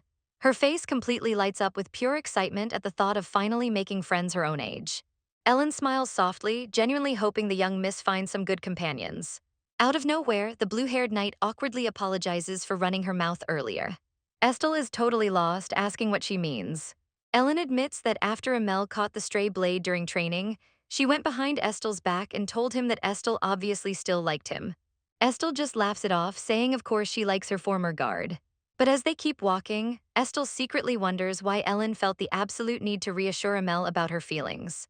Cut to the library, where the sweet maid Jane is totally mind-blown by Estelle's reading skills. Jane stares at the ancient text, complaining that it literally just looks like a scrambled mess of scribbles to her. Estelle smiles, saying she reads it just fine. Suddenly, the door flies open as the loud blonde knight, Roy, bursts in for his shift. But as soon as he realizes they are back in the library, his bright smile instantly drops. He literally shivers in disgust, wondering how a demonic Castillo can be such a massive nerd. Estelle just keeps rummaging through the shelves, pointing out that Carl trains nonstop and her dad works late into the night. Roy scoffs, stating they only grind hard for the things they actually care about. He leans against the bookshelf, bluntly telling Estelle that she is completely different from what he expected. Estelle freezes as Roy completely drops his filter, admitting he thought she'd act way more like a feral street rat. Estelle casually finishes his thought, asking if he expected her to act like a feral street kid just because she was raised by a whore. Roy completely lacks a filter and just bluntly agrees. Estelle admits she might have some of those rough traits. While other nobles deck themselves out in diamonds, she gets massive anxiety over wearing even a single gold button. Tugging at her ribbon, she flashes a sweet smile, admitting she'd cry if she ever lost it. Then she shifts the mood, telling Roy she deliberately said something highly offensive to him just now. She looks up in confusion, wondering why he didn't absolutely flip out on her. Roy just stares back, asking if she really expects him to get mad over the honest truth. He casually calls the young miss totally odd, noting that her maid Jane said the exact same thing about her. With a smirk, he admits he finally gets why Amel, a guy completely lacking in basic manners, is so obsessed with her. Estel looks super confused, defending Amel as a highly polite guy. Roy just grins like an absolute menace, promising to secretly show her how unhinged Amel gets during training. To officially break the ice, Roy invites her on a secret mission to go plunder the kitchen. Cut to the royal kitchen where copper pans line the walls. Roy casually strolls in, loudly announcing their grand heist. The head chef immediately blows a fuse, roaring at the knight to get the heck out of his kitchen. But Roy just sidesteps and hits him with a ta-da, presenting the adorable young lady of the house. The entire kitchen staff instantly swarms her like a celebrity, aggressively offering her pies and cookie dough. Later, staring at a massive loaf of sliced bread, Estel deadpans that she wouldn't exactly call that a plunder. She notes it felt way more like a hostage situation, admitting she thought they were going to stealthily sneak in. Roy laughs, saying you can only pull off stealth at night. Estel looks down, feeling super guilty for making the staff so nervous and uncomfortable. Roy just chuckles, pointing out that a literal duke's daughter waltzing into the kitchen for snacks is totally unheard of. He bursts out laughing, literally spitting food everywhere. He guarantees the staff absolutely loved the visit and are probably gossiping about how cute she is right now. He hypes her up, telling her she's practically the superstar of the whole manor. Estel is completely caught off guard. Roy asks why she thinks the commander had to make the guards draw straws just to assign shifts. He explains that the Duke and Carl are notoriously stiff, serious, and basically allergic to smiling. But then Estel showed up, a tiny, adorable ray of sunshine who turns even the scariest Castillos into total mush. Roy beams, telling her that literally everyone in the estate is fighting for the chance to serve her. Estel hesitates, asking if there are nobles who actually hate this new soft atmosphere. Munching on his bread, Roy casually points out that some people probably think she lacks the terrifying dignity of a true Castillo. Estel instantly gets sullen, pouting because she really wants to know how to act like a proper demon noble. Tossing a snack in his mouth, Roy drops some deep wisdom. Whatever Castillo does is what a Castillo should be. He explains that her not acting like a typical bloodthirsty noble actually benefits the family. It adds a layer of mystery, keeping their enemies super cautious since they can't predict her true nature. He suddenly points out that her little test earlier was exactly that, a calculated move to gauge his temper. He notes that you only see someone's true colors when they're angry. Estel shrinks back as Roy takes a huge bite of his food, calmly stating that she successfully made him mad. He glares at her, admitting that realizing he was manipulated actually pisses him off. Estel puffs her cheeks, whining that they just raided the kitchen together. Roy counters that he didn't know he was being tested then. But then his tense expression completely melts into a soft smile. He tells her to definitely remember this incident the next time she tries to manipulate him. Estel quietly nods, asking if he's going to forgive her this time. Roy admits it works in his favor anyway, since his job is to guard her with his life, not babysit her temper. He sighs, telling her she doesn't need to be so Jinjiro, a slang term for being way too mature for her age. Estel tilts her head, completely confused by the word. Roy explains it means a kid who looks young on the outside but acts like an old soul on the inside. Suddenly, the serious, black-haired Night Jean steps up, announcing it's time for the shift change. The next morning, the sky is clear and bright over the massive estate. Estel officially greets Sir Jean, putting herself in his care for the day. With perfect stiff posture, Jean delivers a textbook bow, taking his duty dead seriously. Walking down the hall with Jean, Estel realizes he is basically the textbook definition of a perfect knight. Unlike the chaotic Roy or the babying Ellen, Jean actually treats her like a grown-up. She decides to match his energy and be extra polite to him as well.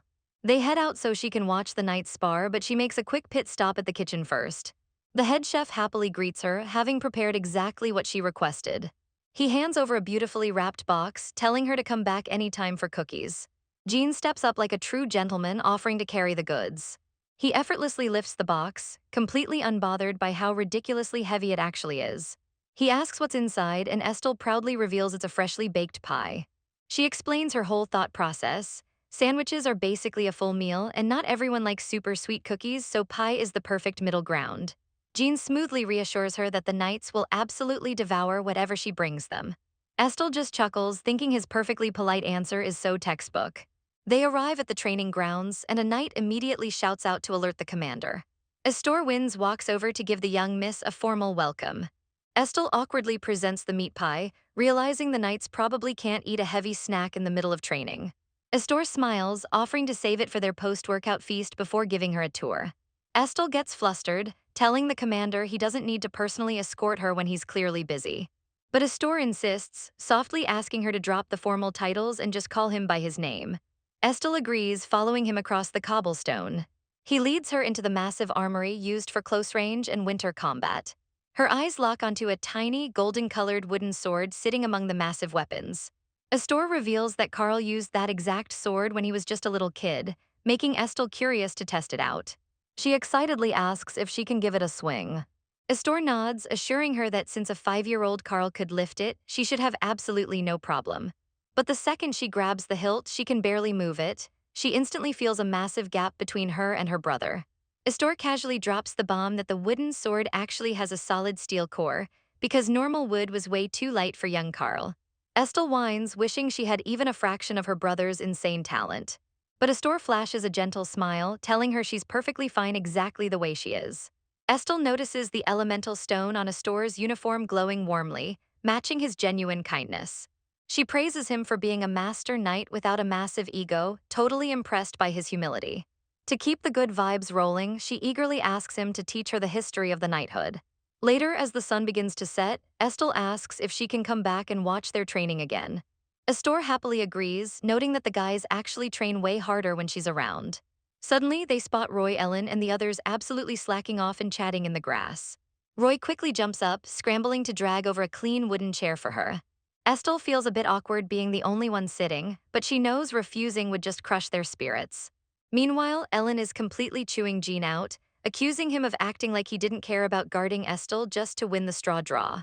Roy happily throws Jean right under the bus, telling Estelle that Jean actually didn't want the job in the first place.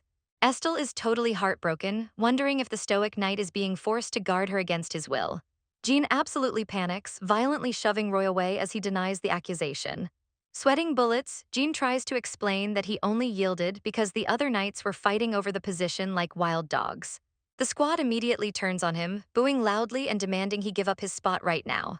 But Commander Astor's voice booms over the chaos, absolutely roasting them for acting like clowns in front of the young lady. The squad instantly freezes, gasping and apologizing as Astor warmly tells Estelle to come back soon. Walking back to the manor, Estelle asks Jean if the knights are always that chaotic and cheerful. She politely adds that he can correct her if she's misreading the situation. Jean calmly replies that it just depends on everyone's different standard of happiness. Estelle figures they probably aren't goofing off like that 24/7, deciding she shouldn't visit too often since she's technically their boss. But she turns back to Jean with a totally serious expression, telling him to be honest if he hates being her guard. Jean's stoic facade completely shatters, wildly waving his hands as he frantically insists that isn't true at all.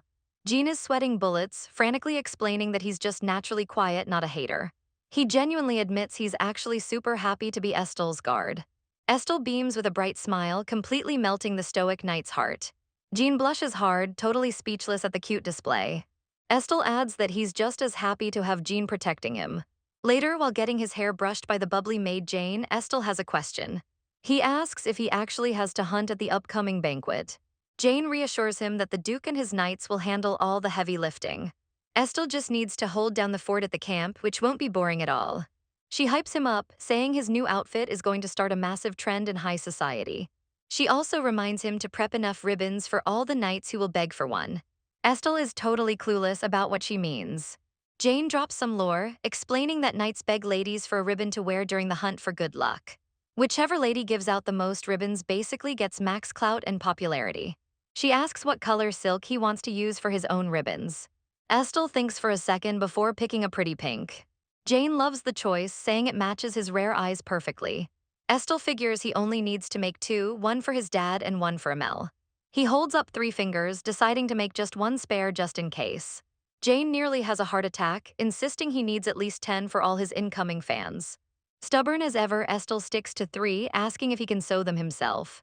Since the family crest is too complex, he decides to just stitch his initials onto the ends. The morning of the massive hunting banquet finally arrives. Estelle wakes up early, buzzing with so much anxiety he barely slept. His strict maid Annie walks in and notices he's already up. She flashes a wicked grin, warning him they have a lot of work to do. Estelle shivers, realizing he's about to be treated like a dress-up doll. Fast forward 3 grueling hours later and the clock strikes 8. Annie praises her work, asking if his new clothes are too tight anywhere. Estelle looks in the mirror and admits the 3-hour torture was totally worth the drip. Feeling confident in his dapper little suit, he asks to go show his dad. He struts down the hallway looking like a total star. Suddenly, he bumps into his former guard Amel, who is looking absolutely majestic. Estel immediately hypes up Amel's crisp white knight uniform. He cheerfully asks if Amel is going to be his personal guard for the big day. Amel confirms it but then asks for a private moment with the young master. He gently leads Estel out of the main hallway. The vibe instantly gets heavy as Amel prepares to drop some serious advice. He tells Estel that as he steps into high society, he's going to meet a lot of shady people. Amel warns him that if he ever ends up in a highly dangerous situation, his only priority is to survive and wait. He promises that the Duke will absolutely tear the world apart to find him. Gripping Estel's shoulder, Amel asks if he understands the assignment.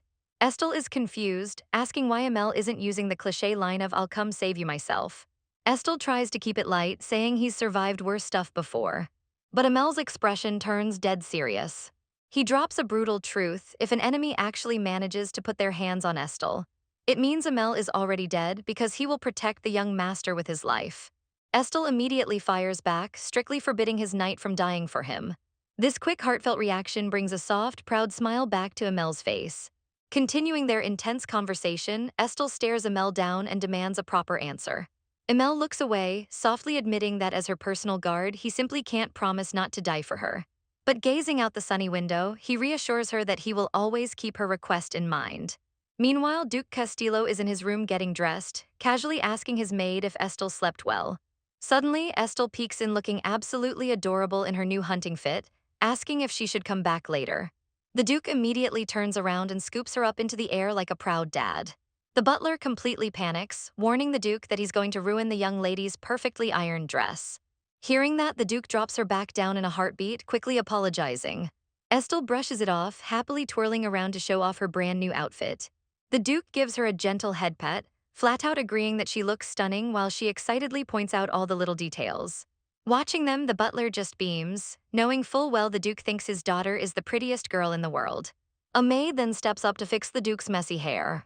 But he just chuckles and waves her off, saying there's zero need to look groomed for that fool. Turning back to his butler, he asks if their ride to the banquet is ready, and the butler confirms it is. The Duke's red eyes gleam as he casually suggests arriving early just to show the other nobles exactly what they're messing with. With total boss energy, he calls for Estel and they confidently strut out of the mansion. Fast forward to the carriage ride, and Estel is buzzing with hype to finally meet high society. She glances out the window and is completely mind-blown by how massive the hunting grounds actually are. But the second she steps out, the surrounding nobles immediately start whispering, spotting her rare pink eyes and realizing she's a Castillo. Estel instantly feels the heavy stares from every direction and starts getting super uncomfy. Sensing her anxiety, the Duke points a finger off into the distance, directing her attention to their camp. He proudly shows off a massive, pitch-black tent flying the Castillo Griffin flag, a total flex that stands out from miles away. Once inside the tent, Estel discovers a little white bunny plushie that is literally wearing the exact same dapper outfit as her. The Duke asks if she likes it, and a curious Estel asks if he actually made it himself. The Duke looks visibly confused, flat out denying that he sewed the toy. Estel mentally facepalms, realizing how completely wild it would be for her terrifying dad to sit down and sew a plushie, so she clarifies and asks if he custom ordered it. He confirms he did, and Estel nudges the bunny against her cheek, thanking him with a massive smile. But then she freezes, suddenly worrying that the other snobby nobles might laugh at her for carrying a child's toy. She sadly sets the bunny down, prompting the Duke to ask why she dropped it. She nervously admits she doesn't want to look like a little kid in front of everyone. Without hesitating, the Duke scoops the plushie back up and tosses it right into her arms, telling her not to sweat it. He drops some cold hard dad wisdom, explaining that if anyone treats her rudely over a toy, it just acts as a perfect filter for knowing exactly who to ignore. Estel gazes up at him with absolute stars in her eyes, thinking her dad is the coolest person alive. Later, while sitting down for tea, she asks if it's really okay that they aren't going around greeting the other camps. The Duke scoffs, sipping his tea like a boss, and says the nobles will undoubtedly come to them. And sure enough, under the bright sunny sky, the visitors start rolling in nonstop. First up is Count Servan, an older noble who warmly greets the Duke after a long time. The Duke bluntly replies that they only showed up because Estel likes hunts, completely catching the Count off guard. Recovering smoothly, the Count greets Estel and mentions his granddaughter is her age, heavily hinting at a future playdate. Estel mentally panics, sweating bullets over the immense pressure of entertaining a Count's granddaughter. She politely bows and declines for now, saying it wouldn't be proper here but she looks forward to meeting her officially later. The Count laughs heartily, praising her maturity and looking forward to their next meeting. As he lingers around, Estelle thinks he seems nice, but notes it's impossible to read a guy who literally never drops his smile. Soon, a massive mob of nobles surrounds her, aggressively complimenting her while she just tries to eat a cake. They totally glaze her up, calling her the glittering sun and comparing her eyes to valuable rose quartz. Estelle just sits there deadpan, realizing this insane level of fake flattery is exactly why noble ladies grow up completely rotten. They don't stop, even hyping up the totally normal way she drinks her tea. Seeing her suffer, Emelle leans in and whispers to the Duke that the young lady is looking completely drained. Taking the hint, the Duke steps forward and firmly declares that playtime is over and the hunt is starting. As the crowd quickly scatters, he turns to Estelle to check if she's tired, and she admits she's definitely feeling it. Walking away from the crowd, Estelle admits to her dad that the intense stares from the nobles were actually pretty scary. The Duke glances down and casually asks if she just wants to pack it up and go home. Estelle immediately shuts that down, completely flustered. She realizes he was just teasing her, though the Duke claims he was fully prepared to leave if she said the word. Suddenly, a massive announcement rings out: His Royal Majesty the Emperor has arrived. The royal knights cross their halberds to create a grand entrance for the ruler of the empire. The announcement echoes across the massive hunting grounds. The knights stand at attention, loudly wishing prosperity upon the emperor and empress as they stroll through. Getting her first look at the royal couple, Estelle is a little underwhelmed, thinking they actually look pretty average. She nervously glances up at her dad, wondering if it's okay that he isn't stepping forward to greet them. The Duke just stands there like a complete statue, refusing to even lower his head. A booming voice suddenly welcomes everyone to the hunting banquet, startling Estelle. She whips her head around, realizing the voice sounded like it came from right next to her ear. The Duke gently places a hand on her shoulder, whispering that it's just magic. Estelle quickly pieces it together, looking around to spot the magician. But before she can, the Emperor spots them, his voice calling out to the Duke. He approaches with a warm smile, noting how rare it is to see the Duke at a banquet, before asking about the little lady beside him. The Duke pulls Estelle close and bluntly introduces her as his daughter. The Emperor is visibly shocked that the Duke has a kid this old, but the Duke coldly replies that he only recently found out himself. The tension instantly spikes, leaving the Emperor sweating awkwardly at the icy response. Trying to smooth things over, the Emperor asks for Estelle's name and she offers a polite curtsy. The Emperor praises her name and graciously gives her permission to lift her head. The Duke audibly clicks his tongue, clearly annoyed that this guy is bossing his daughter around. Unfazed, the Emperor marvels at Estelle's rare pink eyes and asks her age, to which she replies she's 11.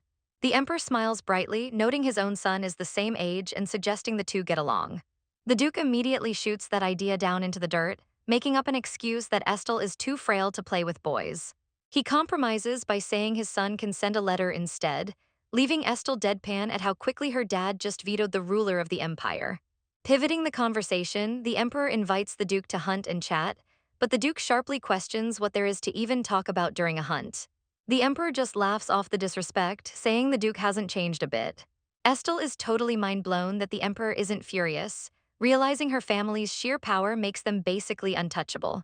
The Duke then scoops Estelle up to finally leave the area. As they walk, Estelle spots two creepy figures in robes and asks if they're magicians. Emelle steps up, quietly warning her not to interact with them. The Duke shoots the magicians an absolute death glare. Suddenly, a piercing screech rings out from an elemental stone, making Estelle's heart pound since stones definitely shouldn't sound like that.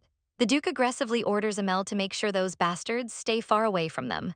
Estelle instantly scolds her dad for using a bad word. The Duke pauses, then tries to justify himself by saying it's perfectly fine to use bad words on bad people. Emelle just sweat drops in the background, choosing not to argue with his terrifying boss. Eventually, the announcement goes out that it's time for the nobles to prep for the hunt. Estelle suddenly remembers the good luck ribbons she made and wonders how to hand them over. She nervously calls out to her dad. Holding out a slightly messy pink ribbon, she admits she sewed it herself. The Duke's eyes soften as he takes it, reassuring her that it's perfect. But as he holds it, Estelle realizes it has to be tied to his sword, suddenly regretting picking baby pink for her terrifying, edgelord dad. The Duke then asks how many she prepared, and she confirms she made 3. Without hesitating, the Duke holds his hand out and demands the rest. Estelle is confused, but hands them all over anyway. Seeing this, Emelle completely loses his mind, frantically begging the Duke to leave one for him. But the Duke just slips the ribbons into his coat, coldly telling Emil to forget it and that he doesn't need to hunt today anyway, completely robbing his own night. Flashing a confident grin, Duke Ein promises to hunt down a massive bear just for Estel. Once her dad is finally out of earshot, Estel quietly whispers to get Emil's attention. She pulls out a slightly messy pink ribbon, sheepishly admitting she made a mistake sewing it but asks if he still wants it. Emil's eyes go wide, completely caught off guard that she actually remembered him. A soft, genuine smile spreads across his face as he graciously thanks his little lady. Estel immediately begs him to keep it a secret from her terrifying dad, and Emil completely agrees. With the Duke gone, Emil asks what her game plan is, suggesting they head back to the safety of their tent. He smoothly asks if he can join her for the walk. But suddenly, the Empress herself rolls up with her royal guard, intercepting them. Cut to the royal tent, where the Empress casually asks Estel how the tea tastes, and Estel politely says it's good. Internally, Estel is absolutely panicking, sweating over how she ended up totally alone with the most powerful woman in the empire. The Empress pats the seat next to her, gesturing for the nervous girl to come closer. Without warning, the Empress scoops Estel right into her lap, groaning slightly and joking that she won't be able to carry her like a baby much longer. Estel gets massive goosebumps, completely weirded out by how unusually friendly the royalty is acting. The Empress keeps the small talk going, mentioning she has a princess around the same age, which Estel awkwardly replies to. Then out of nowhere, the Empress looks down with pity and calls Estel a pitiful child. Estel completely freezes, taken aback by the backhanded label. The Empress smoothly shifts gears, asking if she enjoys hunting, and Estel admits she does but isn't a fan of seeing blood. The Empress laughs, joking that Estel is way softer than her brutal father, and agrees that nobody actually likes blood. Taking a gentle tone, the Empress assumes Estel must be super lonely without a mother and offers an open ear. She claims she views any child of the Duke as her very own. Deflecting like a pro, Estel flashes a polite smile and says she's perfectly fine since her dad treats her like gold. The Empress accepts the answer and finally sets Estel back down on her feet, much to Estel's massive relief. Continuing her matchmaking agenda, the Empress mentions her young prince and hopes Estel becomes close with him, just like her older brother Karl is. Estel bows gracefully, playing the perfect noble and saying she'd be honored. The Empress takes a bite of cake and throws absolute shade, calling Estel lovely unlike her brother, before quickly adding that Karl is still a good person. She side-eyes Estel, slyly asking if Karl actually treats her well at home. Estel beams brightly, confirming her grumpy older brother is actually super sweet to her. Hearing that, the Empress subtly grips her dress, clearly scheming something as she mutters to herself.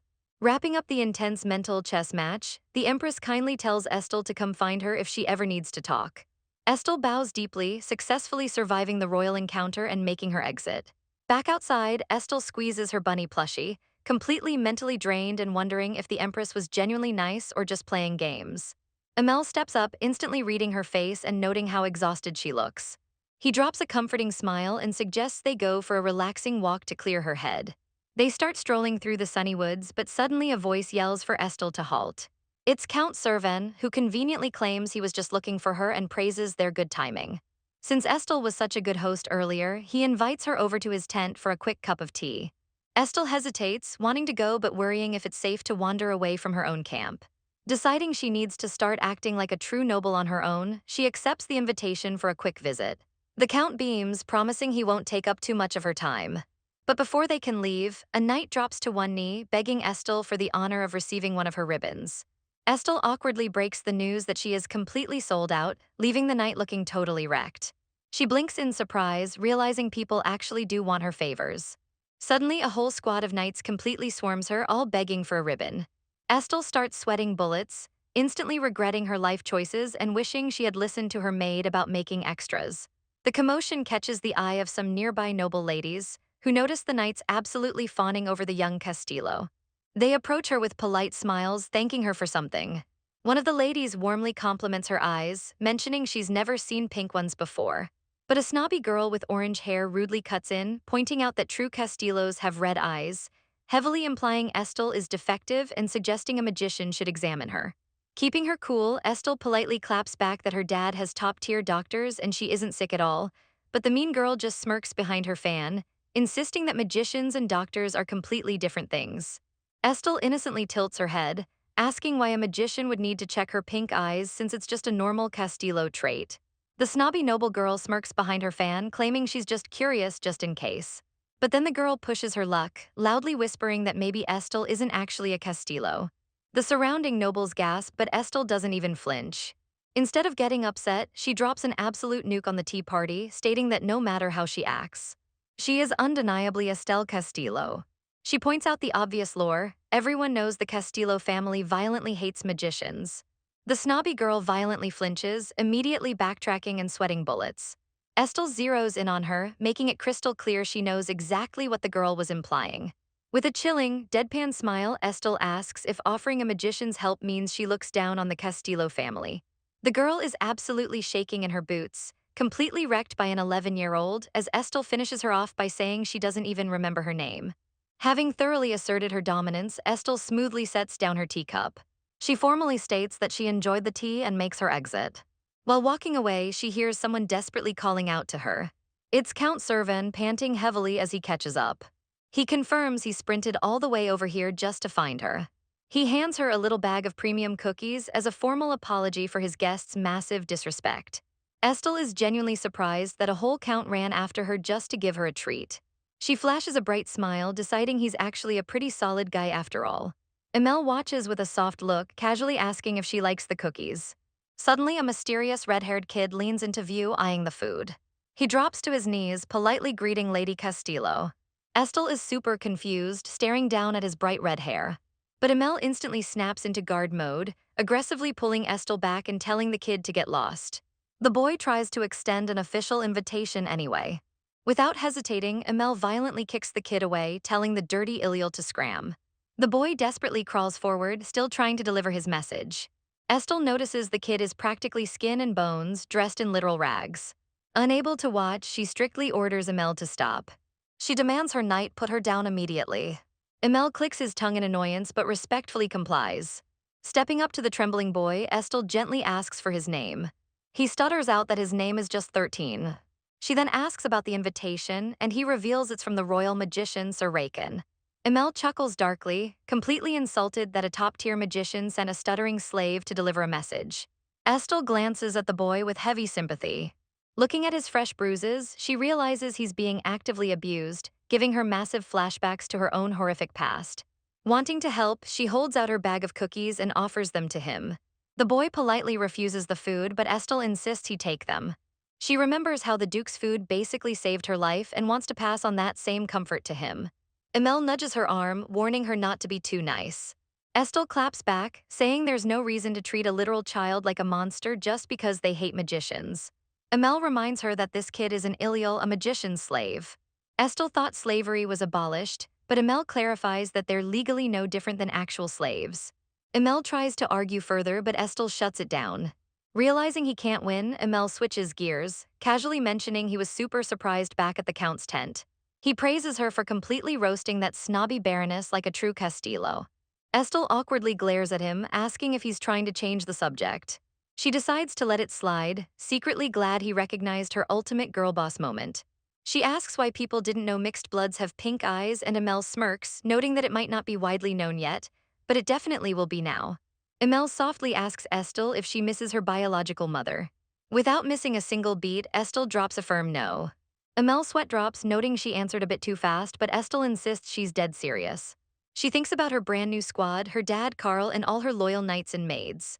Looking up at Emelle, she flashes a warm smile, telling him that she already has him and her real family right here.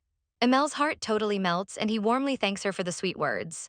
Suddenly, a massive roar echoes through the forest. Emelle smirks, guessing the Duke just finished his hunt, and suggests they go check out the loot. Cut to the Duke, who casually asks Estelle if a bear is good enough for her. He points toward a huge, murmuring crowd gathered around his catch. Estelle squints, complaining that it's way too far to see anything. Emelle assures her it's safe to get closer, noting there's zero blood or gore showing. Estelle is mind-blown that Emelle can see those details from a mile away, realizing Master Knights practically have eagle vision. As she gets closer, her eyes light up with absolute awe. She marvels at the sheer size of the bear and its gorgeous, sparkling golden-brown fur. The Duke looks down, asking if it's to her liking, and she enthusiastically agrees. But then the Duke flashes an absolutely unhinged grin, promising to turn it into a rug with the dead head still attached. Estelle instantly recoils in horror at the mental image of a creepy bear face staring at her in her room. She immediately rejects the idea, leaving her edgelord dad genuinely confused. Emil steps in to translate, explaining that normal people just want the fur, not the creepy skull. Understanding the assignment, the Duke nods, satisfied with his massive first catch. Out of nowhere, the Empress appears again, greeting the Castillos. The Duke doesn't even hide his annoyance, bluntly asking how much longer she plans to stay out here. Without waiting for an answer, he casually declares that he's bored and packing it up for the day. He announces that if anyone somehow catches something better, he'll just come back tomorrow to flex on them all over again. An official begs him to wait, but the Duke is already out. He leaves Amel behind to pack up the camp, telling him the servants can catch up later. The Duke effortlessly hoists Estelle onto his massive black steed, while she nervously asks if they can really just dip like this. The Duke hits her with a cool, nonchalant "it's fine." The dark horse lets out a loud neigh as they prepare to ride off. Estelle worries the Emperor will throw a fit over their disrespect, but the Duke basically says let him try as they trot away. Riding along, Estelle ponders if her family is secretly beefing with the royals too. The Duke overhears her muttering and chuckles, noting his daughter worries about the strangest things. He drops some heavy lore, explaining that House Castillo actually fully supports the royal family. He explains that their terrifying reputation is the Empire's ultimate shield. As long as the Castillos back the throne, no one dares rebel. But he adds that loyalty isn't permanent, making Estelle wonder why the royals don't view them as a threat. He reveals the royals use the four Marquis houses to keep them in check, though it takes all four combined to even stand a chance against his family. Estelle is puzzled, asking why her insanely op family even bothers serving the crown. The Duke lets out a dark chuckle. He totally deadpans, asking if they should just declare independence and make her a literal princess. Estelle completely panics, realizing her dad would straight up start a continental war just because she asked. Suddenly, a strong gust of wind blows, tangling Estelle's long blonde hair. The Duke gently reaches down, offering to tie it up for her. He carefully gathers her hair with his massive hands. Estelle beams brightly, thanking her dad for the sweet gesture. They finally arrive at the estate gates, where a heavily armored guard tells them to halt for inspection. But the second the guard makes eye contact with the Duke's glowing red eyes, he shrieks in pure terror and flings the gates open. The massive stone gates clatter open, welcoming the Duke back to his territory. As they ride through the town, the commoners immediately start whispering in fear. They gossip about his chilling red eyes, absolutely terrified that the rumors of him being a literal demon are totally true. The Duke gently taps Estelle's shoulder, telling her not to mind the gossiping nobles. Estelle looks up, realizing he genuinely couldn't care less about the rumors. Gripping her dress, she decides to match his energy. She firmly resolves that the haters can talk all they want.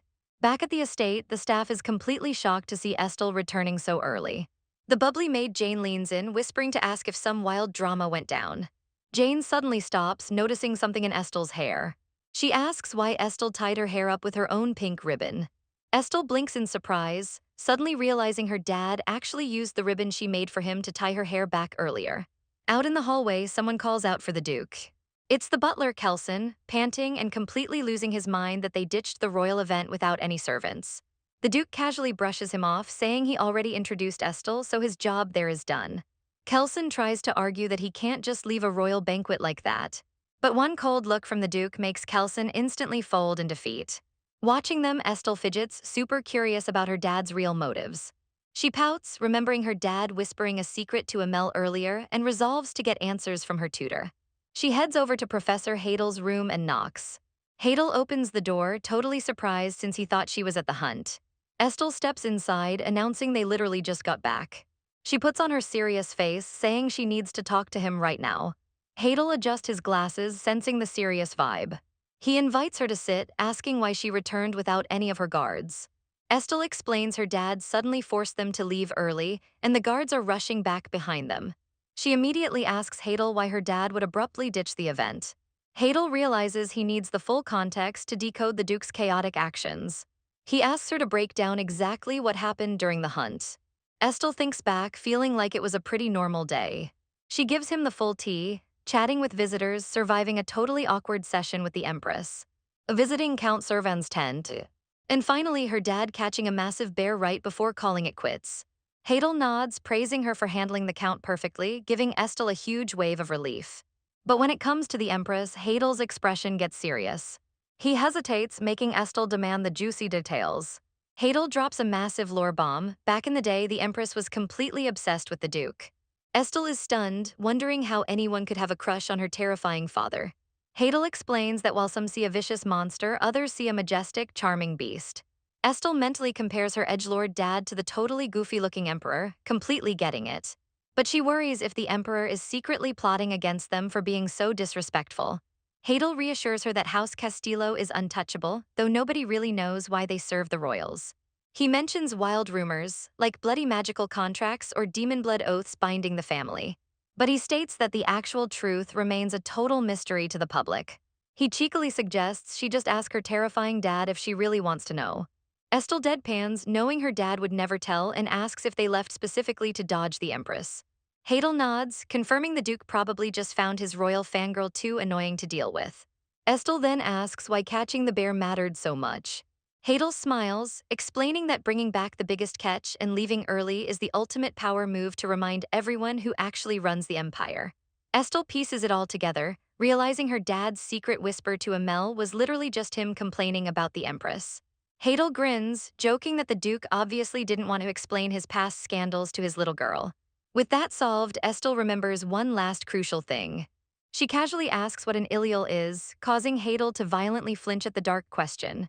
Hadel's expression shifts as he asks Estel if she actually interacted with an ilial at the hunting grounds.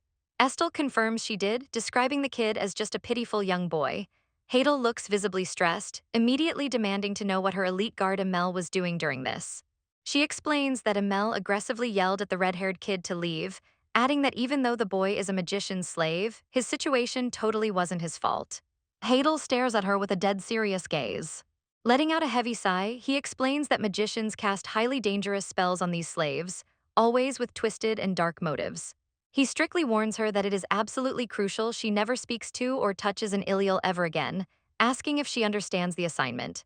Estel agrees, casually mentioning that Amel's elemental stone let out a super creepy shriek when the boy was around. Hearing this, Hadel violently flinches, his eyes widening in pure shock as he demands she repeat what she just said. Estel completely panics, thinking he's mad about her talking to the slave and frantically promises never to do it again, but Hadel clarifies he's talking about the stone. She looks up nervously, wondering if the crying elemental stone is supposed to be some sort of forbidden topic. Hadel just rubs his face in absolute distress, heavily sighing and muttering that he has no idea how much higher she plans to raise the stakes around here. Suddenly, he abruptly stands up, his chair clattering back as he urgently asks if she's told anyone else about this. Sweating bullets, Estel stammers that she hasn't told a soul, internally freaking out and wondering if she just made a massive mistake. Looking deadly serious, Hadel orders her to come with him immediately, leaving Estel wondering what kind of wild trouble she just stumbled into.